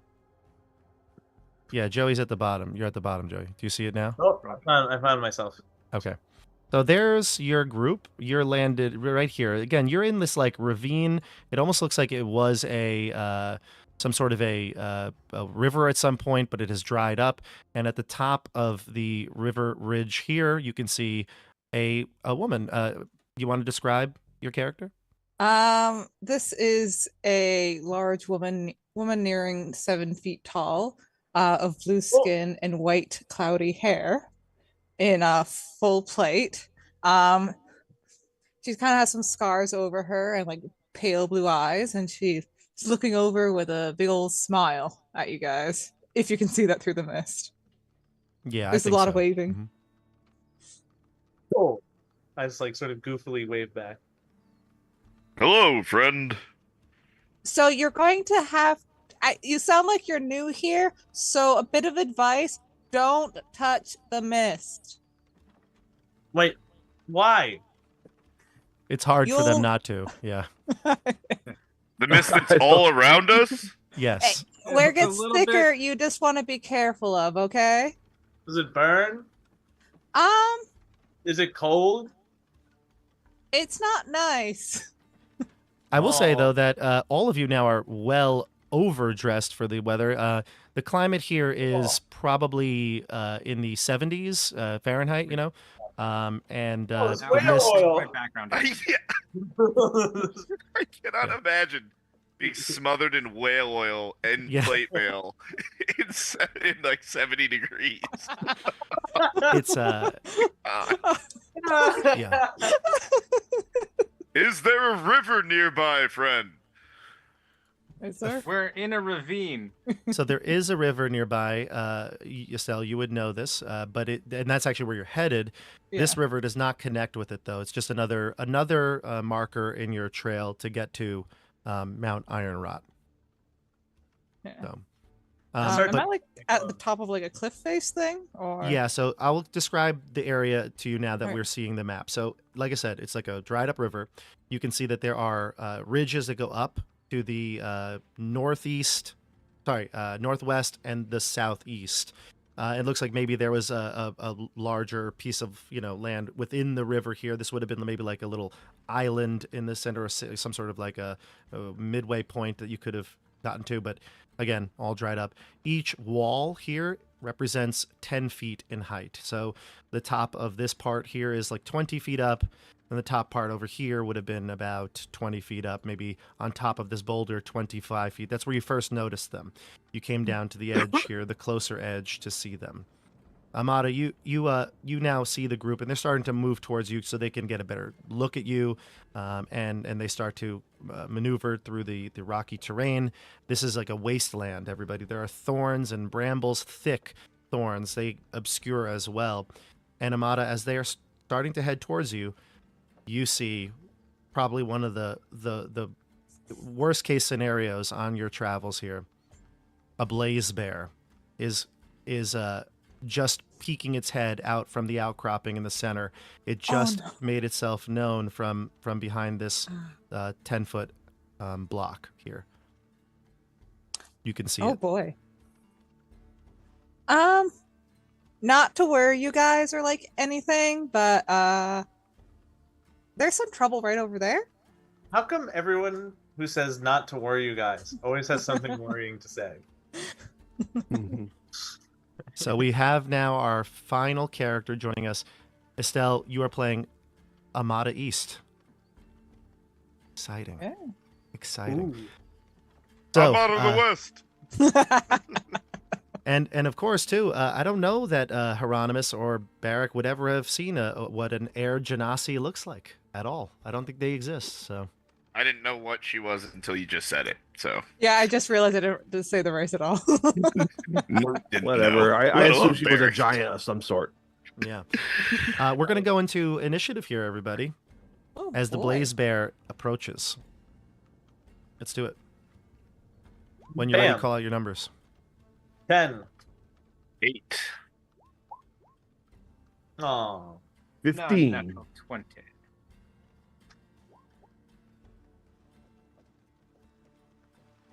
Okay, so we've got Edmund at 20. We've got Hieronymus at 15. We've got Barrick at 10. No, sorry, 8. Rogal at 10. And Barrick at 8. Amada? 7. Amada at 7. I have to roll for all the NPCs here. Okay, God. we've got Luke. There's so many. Yep, that's the nature of the beast here. Luke is at a 17. Let's see here. Darius is at 12. Does he have a bonus? No. Darius is at 12. And Kingsword. And Kingsport's at a 4. I don't think he has a bonus either. Kingsport is no +1, What? so he's at a 5. Rah. Rah. He brought a penguin into 70 degrees. Yeah. That's all right. Maybe he's like a South African penguin. He's okay. We'll see. We'll see. my All God. right. We're doing it here. We're in combat. Icewind Dale. Kamoa-chan. Keep on the Borderlands. Who knows what else is here? Let's do it. Woo! All right. Let's do yeah, let's do this one. Here we go. Yeah. That seems appropriate. Let me know if you can hear the music, YouTube chat. I don't know if you can hear it or not. All right. We start with Edmund Brycene. Fitting, I think, probably. The Right. Blaze Bear, you don't have line of sight to it right now. It actually is your passive perception does not cut it, but you know it's there somewhere. So the surprise factor is not an issue right now. It's in what direction? It's on this central island here in the brambles. 10 feet up. Or 20 feet up? It's 10 feet up. Okay. I'm just going to, take up a defensive position near this rock. Okay, I'm going to place it there just because I don't want to have to deal with anything, and I'm going to place it here. Just your characters do not really know where it is. Yeah. Only Amada has seen it. I'm going to place myself kind of in this, in a defensive position behind this rock Okay. and take the dodge action. Okay, And great. So you there. defend yourself on the rock, dodge, so disadvantage. Do you have Dearth and Nildar out, or? Oh, I've drawn my daggers as soon as, Oh, you landed. Yeah. yeah. Okay, fair enough. 'Cause I'm in an unknown place. Yep, fair enough. Okay, that's Edmund's turn. We go to Luke. Luke is his spear drawn, and he is going to don his shield. I think that actually is in action. He doesn't see it either, so he's kind of in a little bit of a pickle. But he will move. Not really afraid of any beast. He's countered many. He will move closer and interpose between Edmund and the rock face, and he's got his he'll have his shield and spear out. We're gonna go to Hyro next. Hyro is going to cast Mirror Image.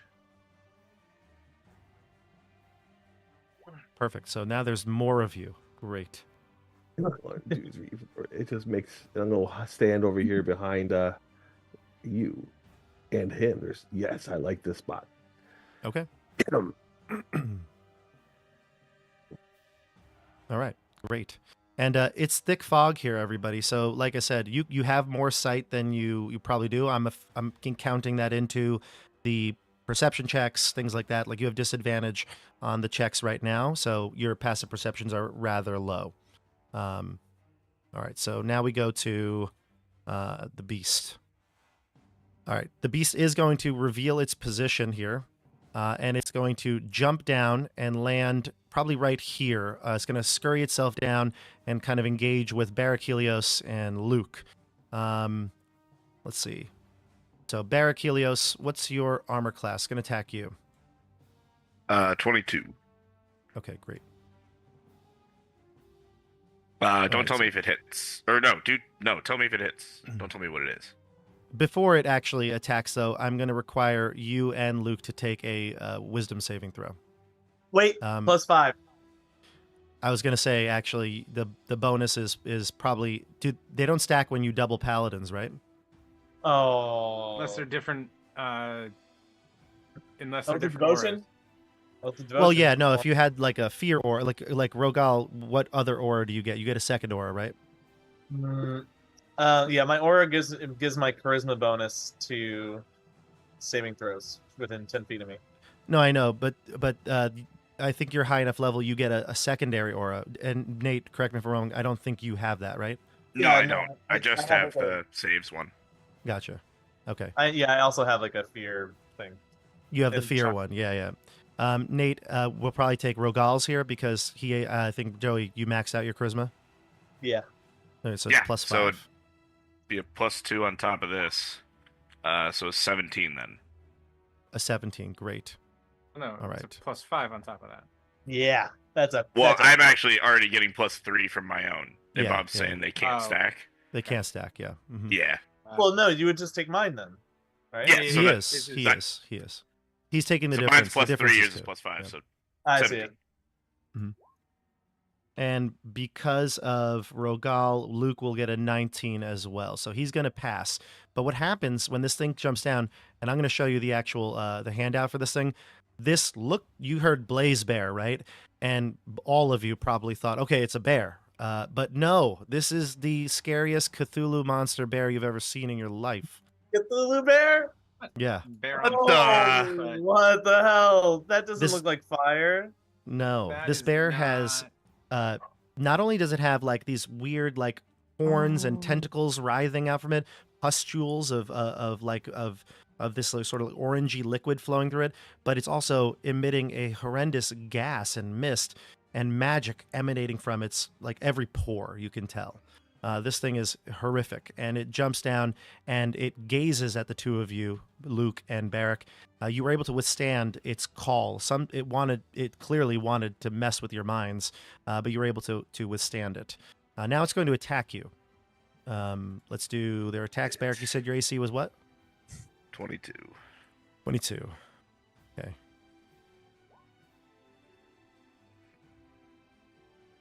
Okay. First one's going to hit you. And the second one is... Shield. Okay, you cast Shield. That makes you a 27, correct? Yep. You unfortunately are still hit. Twice. Whoa. Whoa. Yeah.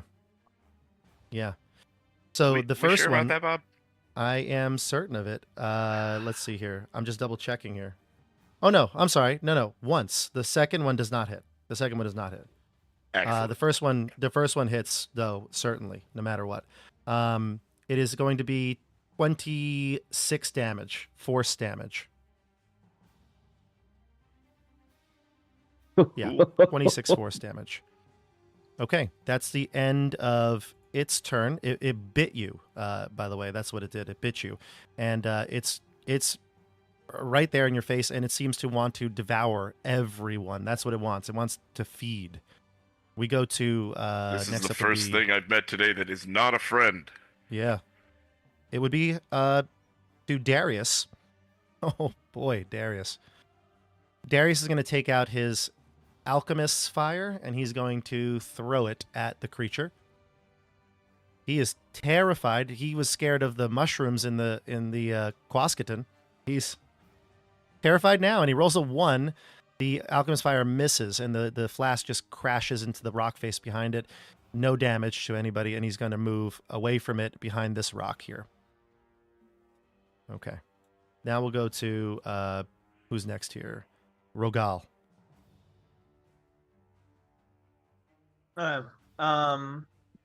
So I don't think I have my shield on me. You don't? No, I mean it's in my backpack. I don't have it out. It's up to you if you would want to have it out or not. I don't know. You were prepared Would it cost like an action? to do a shield, yeah.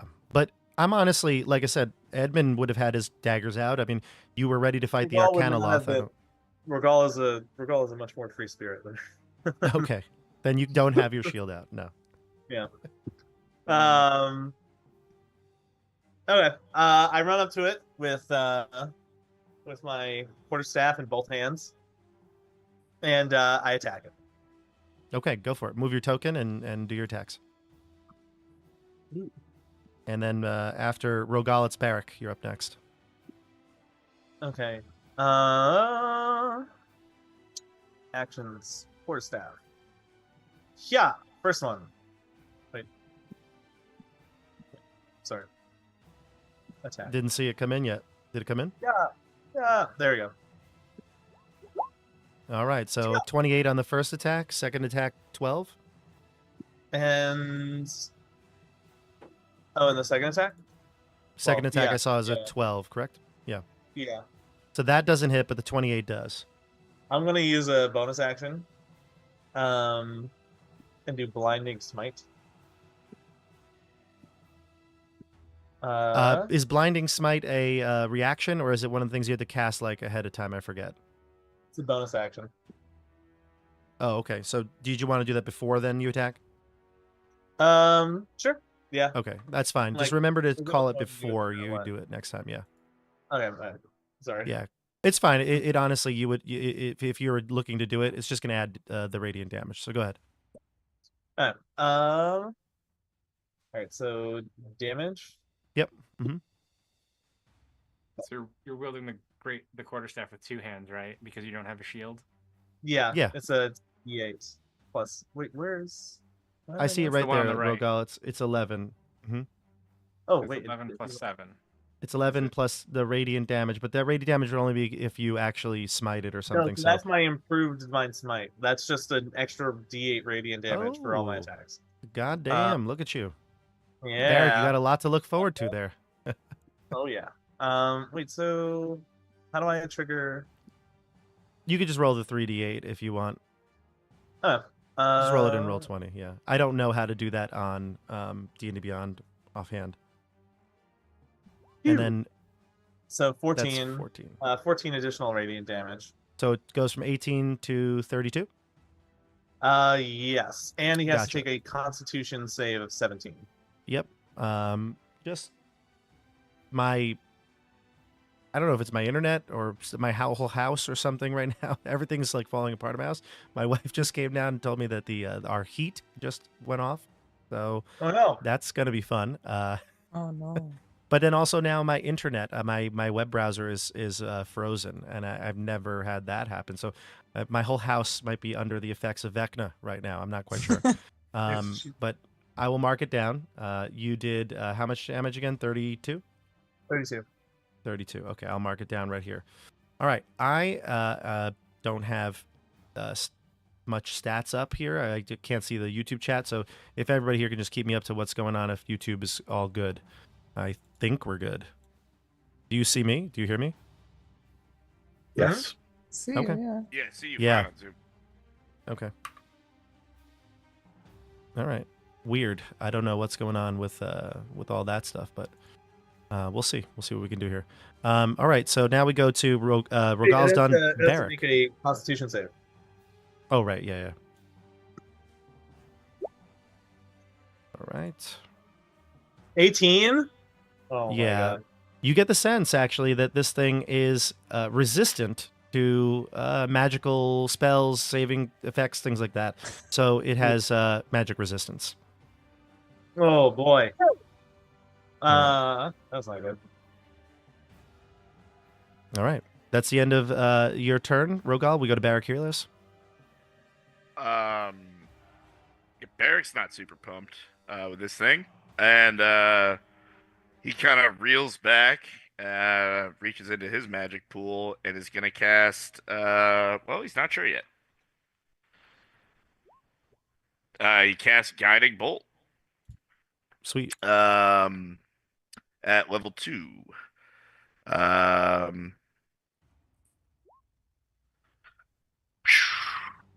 Ooh, that's a big bummer. But we're gonna Tides of Chaos that thing, Bubbo. Okay. So let's try that again. Eey. 14 Total? 14 hits. 14 to hit. Oh, 14 excellent. hits. So it takes 14 radiant damage.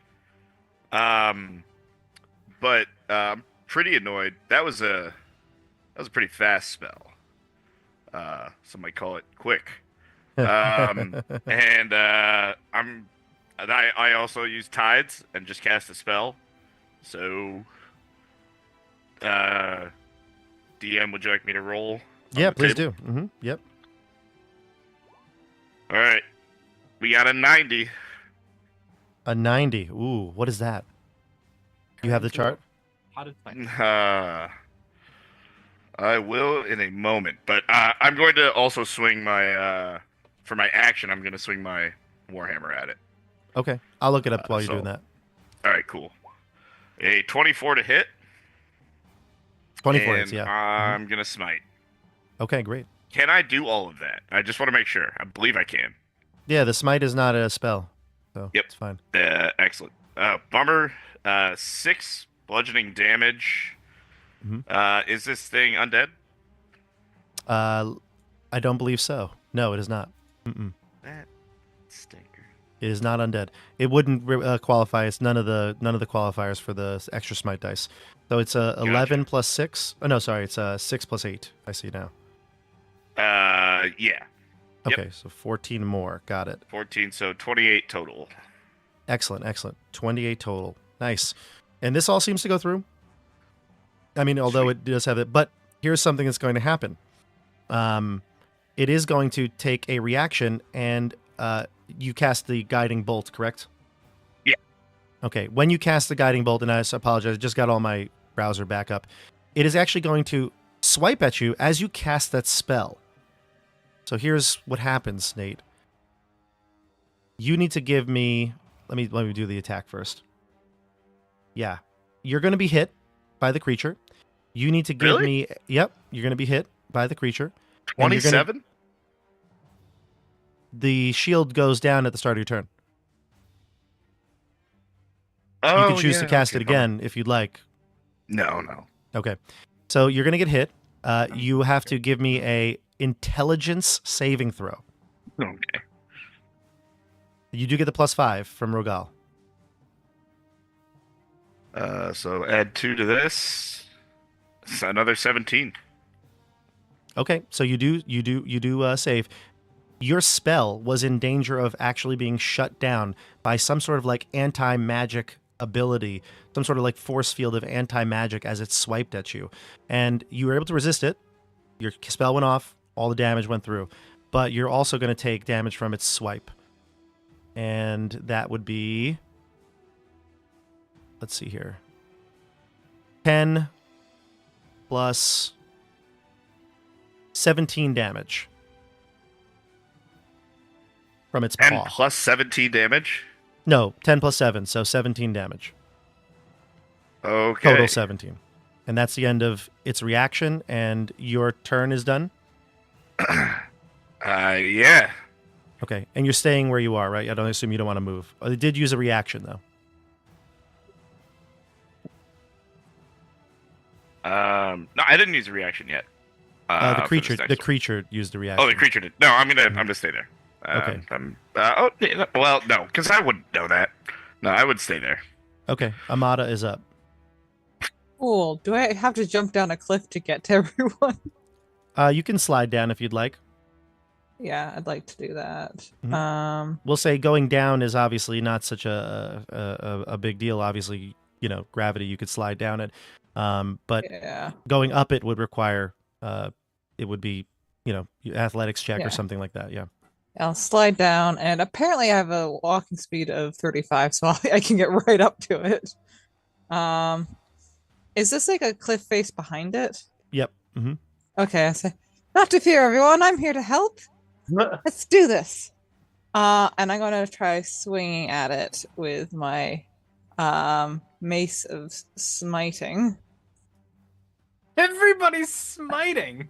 We have 3 paladins. I mean, I can't smite, but She is not a paladin. 3 paladins? He just has a mace of smite. It's really the mace of smite. She's not a paladin. You can actually check and see what she is on the character guide that Dasha put together for all of us. But only if you like and subscribe. Okay. Oh, You speaking know of who which, you are. thoughts and prayers to Dasha and the wildfires down there. Heard her fiance had to evacuate, so Oh, Yeah, Crazy. shout out to Dasha. Yeah, she's luckily in Ohio right now, but Yeah.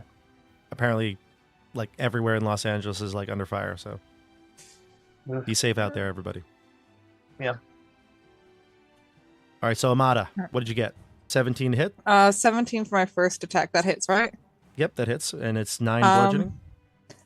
I'd also like to use my feature of my feet. Which Feature is, of your okay, feet. it just says push. That's great. Once per turn, when you hit a creature with an attack that deals bludgeoning damage, you can move it 5 feet into an unoccupied space if the target is no more than one size larger than you. Okay, it is one size larger, so that's good. Okay, so I pushed it back 5 feet. Okay, great. Attack of opportunity. No, because it's forced movement, but I don't know that it can go anywhere behind it. It's maybe you can push it down a little bit. We'll say you can push it down. Okay. Is that fair? Yeah, because it can't go up. It would go right into the wall, so it can maybe go down there. All right. Well, I don't have any more movement. So, Okay, fair enough. and can both these things aren't specifically actions. They say special. You can do those. You can, yeah. Okay. On top of that, I want to invoke my fire ruin on this thing. Ooh, what does that do? Okay. I guess it doesn't want to show what I'm doing here. Okay, fair enough. Okay, To be fair, a lot of these characters, I guess the Keep in the Borderlands characters were certainly on D&D Beyond, but most of the other ones, I don't think we used D&D Beyond for them until, like, Vecna, right? I mean, like, or maybe not Yeah. the reunion show for Keep, or for Icewind Dale, but, like, once. So, and we just had a comment in the chat. I saw Jimmy Cheesecake, it looks like, said, so refreshing to see people actually know how to use, roll 20. Well, the wheels are falling off, Jimmy. Don't worry. The wheels will fall off. Don't worry. Yeah. All right. So So, yeah, what'd I you need get? this thing to make a strength saving throw. Mm-hmm. It will, regardless, take another 2d6 of fire damage. You said it was a I strength don't- saving throw? Yes. Strength? Yes. Oh, I know. God. I know. Yeah, it's going to pass. Yeah, Yeah. it's going to Figured. pass. Yeah. Okay, Okay. well, I'm gonna roll for the 2d6. The fire. Yeah, go for it. Mhm. Yeah, that's 6 fire damage on top of it. Okay, great. I'll add that to it. Nice work. I mean, it's called Now, the Blaze Bear. It surprisingly Hey. takes the damage. It does. We go to Kingsport next. Kingsport, the most important party. Yeah, Kingsport. He is going to Play dead. Just play cower dead. in fear. Yep, he is going to. These people I haven't talked to in 10 years just picked me up, and now I'm gonna.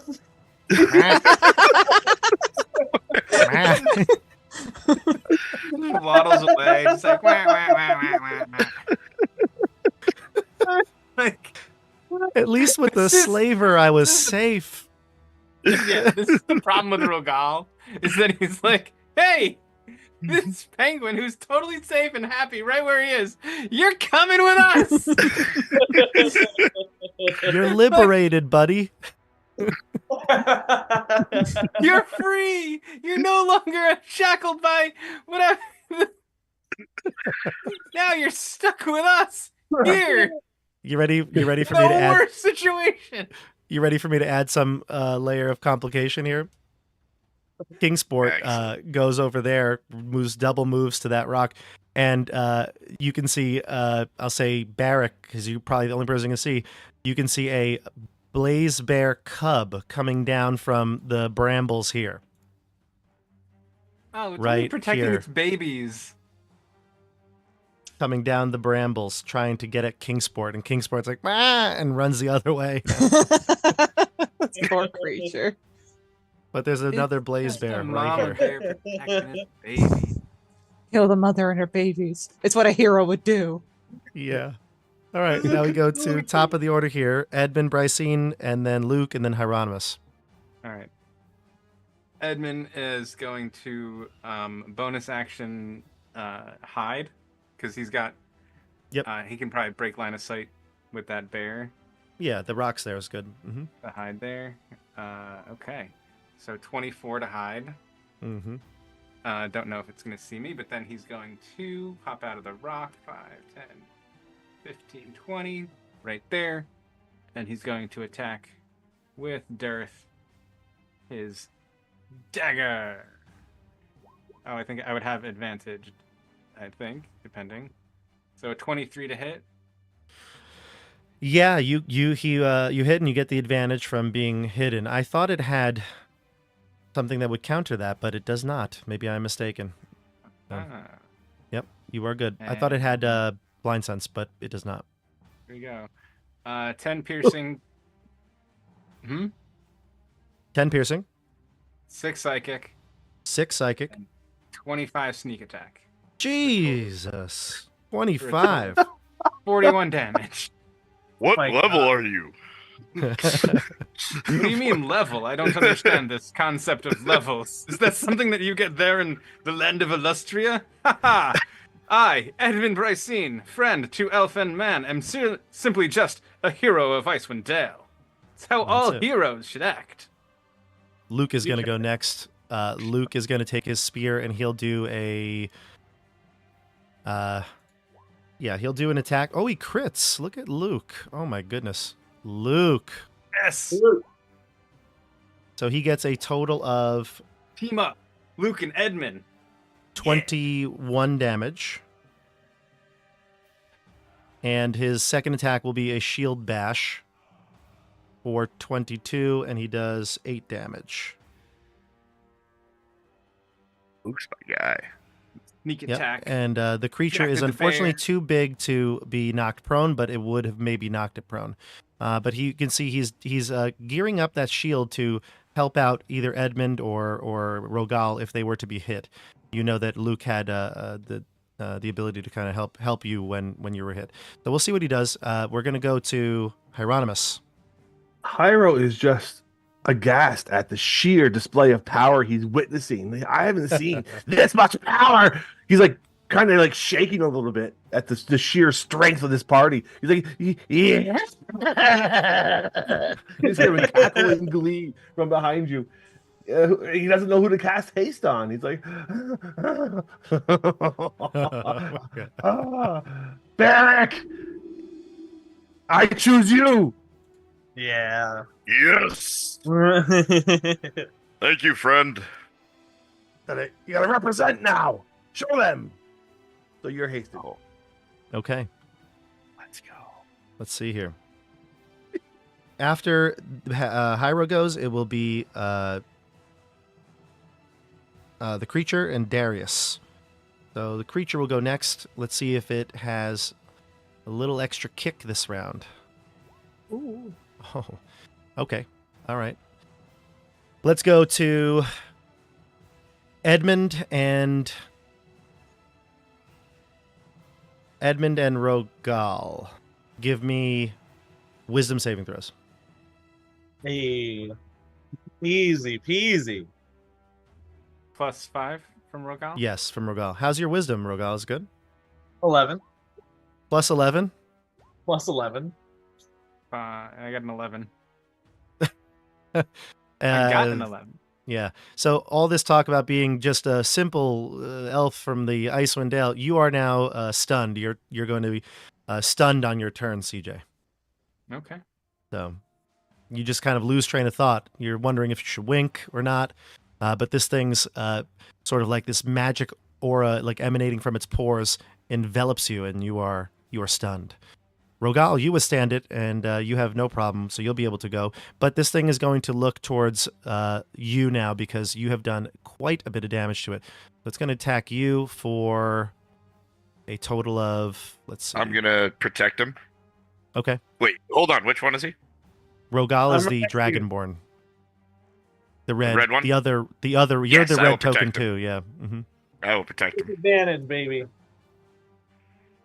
All right. So disadvantage. It's the first attack, correct? Yeah. Uh, Which? yeah. Okay. Can I use my reaction for the second attack? You could, yeah. If do you have to be within 5 of the creature though? I don't. You 'Cause don't? Oh, okay. I'm not using protection. Yeah. No. What do you use? Whoa, hold on a second. Estelle, come on now. Come on now. This is a family channel. Okay. We see what you got in a second. This attack misses Rogal. I believe it's a 13. That does not hit you, I assume. No. Okay. First attack misses. Second attack, do you want to impose some sort of thing Yes, with your I'm okay. using runic shield. Oh, what does that do? I found out about this like a minute ago as I was scrolling through my stats. When Best another time for it. creature you can see within 60 feet is hit by an attack roll, you can use the reaction to force the attacker to re-roll and use a new roll. Okay, so kind of like disadvantage, essentially. Kinda. Almost Like, better. yeah. You could use it on a disadvantage roll. Yeah. Okay, but I'm just gonna treat it as disadvantage for this roll because it's a 6 of Yeah. one, half a dozen of the other for this specific instance. Okay, here we go. So the attack will be another one with disadvantage. 16, Rogal. Does not hit you, right? Does not hit me. 17, baby. Okay. Yeah. Okay. There you go. That's That the end of medium its turn. armor. That That's plus the- 1 dex. That's it. All right. So that's the end of its turn. It is going to take attacks of opportunity. It's going to flee back up. Everybody that was within 5 feet of it can take a swipe at it if you'd like. Going to go 5, 10, 15, I 20, don't. 25, I do. 30, 40. Rogal does not. You do not. Ah, dang it.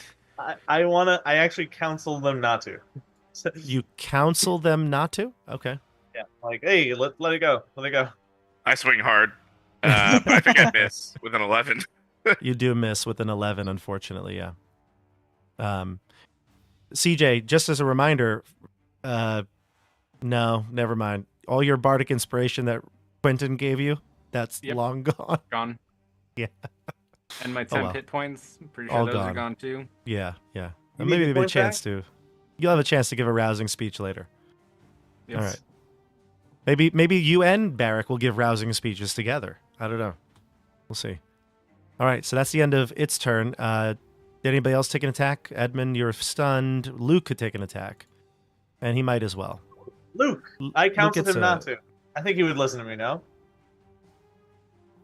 I think the sheer fact that this creature looks so unnatural makes him pause. He doesn't want to give up a good opportunity here, so he's going to do it, even despite your counsel. looking natural. It doesn't look natural. It looks like a freaking Cthulhu monster, so it's going to go with don't I look unnatural, Luke? No, you look normal.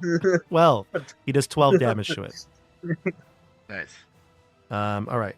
That's the end of the creature's turn. We jump down to Darius and then Rogal. Darius is perfectly fine not chasing it like Rogal said, and he will come towards the group and ready another alchemist flask if it comes by. We'll go to Rogal, then Barrack. I run up to Kingsport and I grab him. Okay, move your token to Kingsport. And I All pick him right. up. Okay, great. And wait, Barrack, do I have more movement? Okay, because I'd like to pick him back. 1, 25. 2. Looks like it's 25 there, so you could drag him I'm back a- 1 square. Yeah. If you'd prefer, I can forego that 1 square, and you could swing him around and put him on the other side of you if you'd like. Yeah, actually, yes. I'll put him behind me. I'll allow that if you want to do that. Like Yeah. that? To the left of you? Yeah, I think that's probably about right. Okay. So you shield him from the baby bear that's on its way down. Gotcha. Yeah. Amada. All right. Wait, Now, excuse Amada, me. you faced blaze bears before. I don't know how you feel about blaze bears, but I feel like living here in this land for so long, you know that they are just as deadly. When they find you later, I mean, like it's No, pretty deadly. Unnatural things. Certainly. All right. Do I do I go before Amada? Oh, did I skip you? I apologize. Yeah. I You know I'm go. like way back. So. It's Barrick and then you. I apologize. I did miss it. Barrick, go ahead, and then Namada, you're up. But and back. Bob, when I cast magic last turn, that's when it swung at me, right? Yep, when you cast a spell. Hmm. All right. So, for my wild magic, did you see what I rolled? Oh yeah, I did actually a 90, right? Yep. So it So says. when it swung at me, I would have been invisible. Yeah, I just pulled it up. Apologies. Although it did have a disadvantage anyway. So It hit me with disadvantage anyway, and I was invisible. yeah, when it attacked you, yeah. Dang. Okay. Yeah. Alrighty. Mhm. I say, great hit, Luke, as I sprint up the hill after it with unnatural speed. Wait, why? Oh, Bob, do I get have to 'em! roll anything to do any of this? So the brambles here are going to be an issue. The brambles are spiky, hard to move through. It will slow you down half your movement, and I need an athletics check to get up this little cliff here. You need to do Sure. an athletics check of 10 to get up there. Fair enough. 24. Okay, you easily get up to the top, but then you notice all these sharp brambles. It will Sure. it'll count almost like the spell, where Tangle. entangle or the thorns come up. I forget which one it's called now, but it'll be some damage if you walk through it. Oh, what? Did it look like it damaged the bear? Not one bit. Okay. But you then look let me at it, take and you're a like, slightly you're like, different oh line. my god, yeah, I'm gonna go yeah. Go ahead. 5, 10, 15, 20. Yep, totally fine. Great. I'm gonna get up to here. You know what? I'm actually gonna stay up here. And I had doubled my speed anyway, so I think I could easily get there. And then I'm gonna swing down on this thing with Dust Crusher as Nice. many times as I can. You have the high ground. We've got a 16 to hit, That a hits. 16 to hit, and a 21 to hit. They all hit. Excellent. I'm probably gonna smite on the last one. We get 10 bludgeoning damage from the first one, Got 12 bludgeoning damage from the second one, 9 bludgeoning damage from the third one. And Thoughts? yeah, we're gonna do a level 2 smite. Okay. So plus 18. So How do you kill it, Barrick? oh, excellent. I go up there, saying "For Hieronymus," and I swing Dust Crusher down just over and over on its head as I kind of get the high ground on it. Well done, boy. The thoughts of smushing the Medusa's head come back to me. Ooh, Uh, dark. You keep went on the dark. board presenting. You went dark. Yeah. All right. it just laid into me super hard. It did. I think as soon as it's dead, Barrick keels over, dripping blood and breathing heavily. Wow. I cast light hands on. No, okay. Well, that will be the end of combat. You'll see that the baby blaze bear will now see that the mother has died brutally. Will retreat back into the brambles. So, Oh, Amada, it's your turn, but unless you want to pursue the baby blaze bear, the combat would be over. I mean, do I even know the baby bear is there? That's true, actually. I don't think you have line of sight to it. So, No. I don't inform anybody of that. Baby. but by the way, Whoa. Kingsport is trying to. He's like, meh, meh, baby. But nobody Oh can my gosh, understand. is that like Ugly Bird your baby? Nobody can understand him. I He's like- pet him. He's like, why won't you understand me? Oh my All right. goodness. It's such a hellish. I scratch. You just killed that baby bear's mother. It's one way of getting food, and now you're gonna just send it off into the woods. fend It's for almost like the itself problem is taking care of itself. without- To be fair, I killed it, and yeah, life isn't fair. All right, you may discuss. I'm going to get us out of Roll20. We don't need that right now. Luke says to everybody, nice work, team.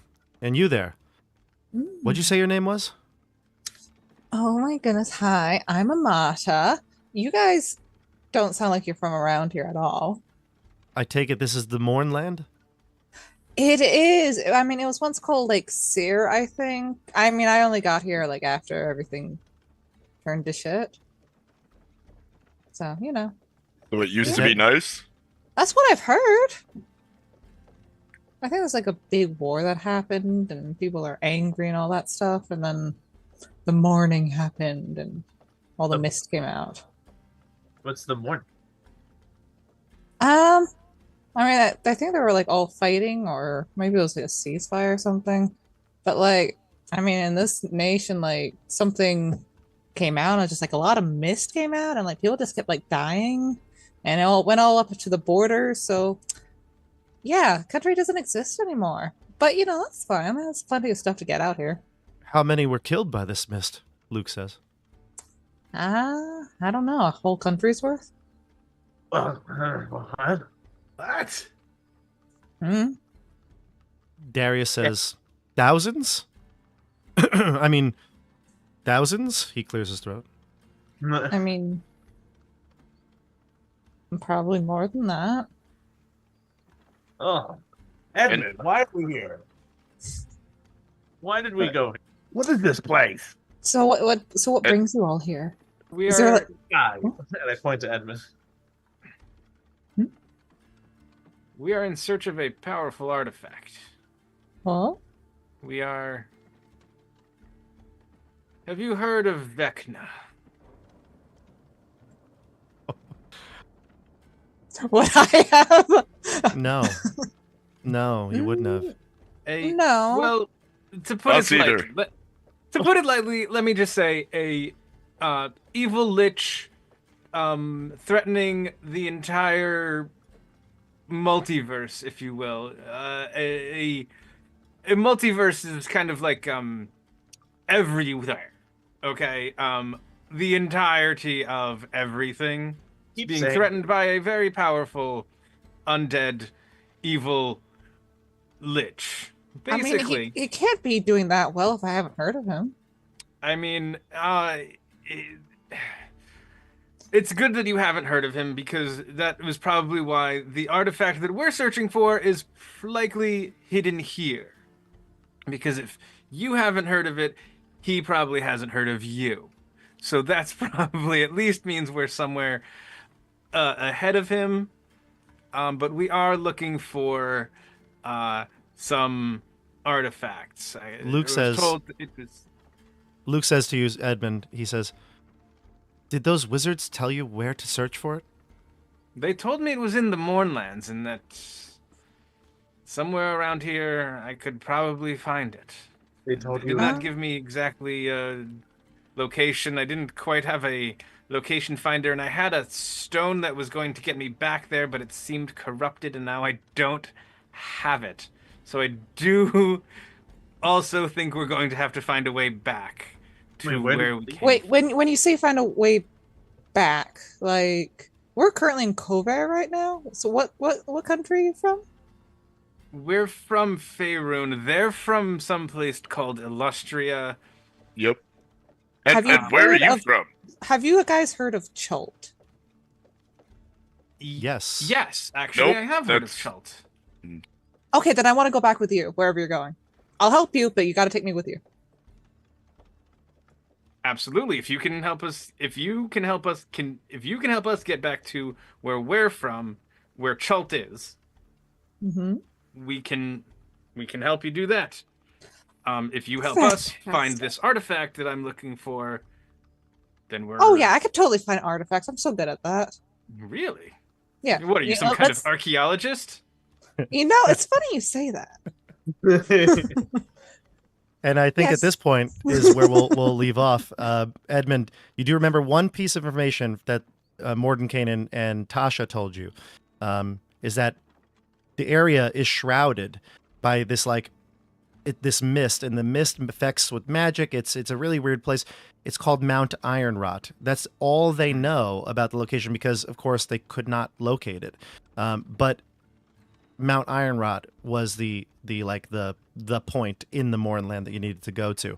So if you can find a place there, if Amada knows that, maybe that would be the starting point. I mentioned Mount Ironrot, and if you don't know where that is, if there is a settlement nearby, Please, that someone please. might... I know this place like the back of my hand. Of course I know where that is. Well, that is where we need to go. All right. Yeah, so we'll leave it here.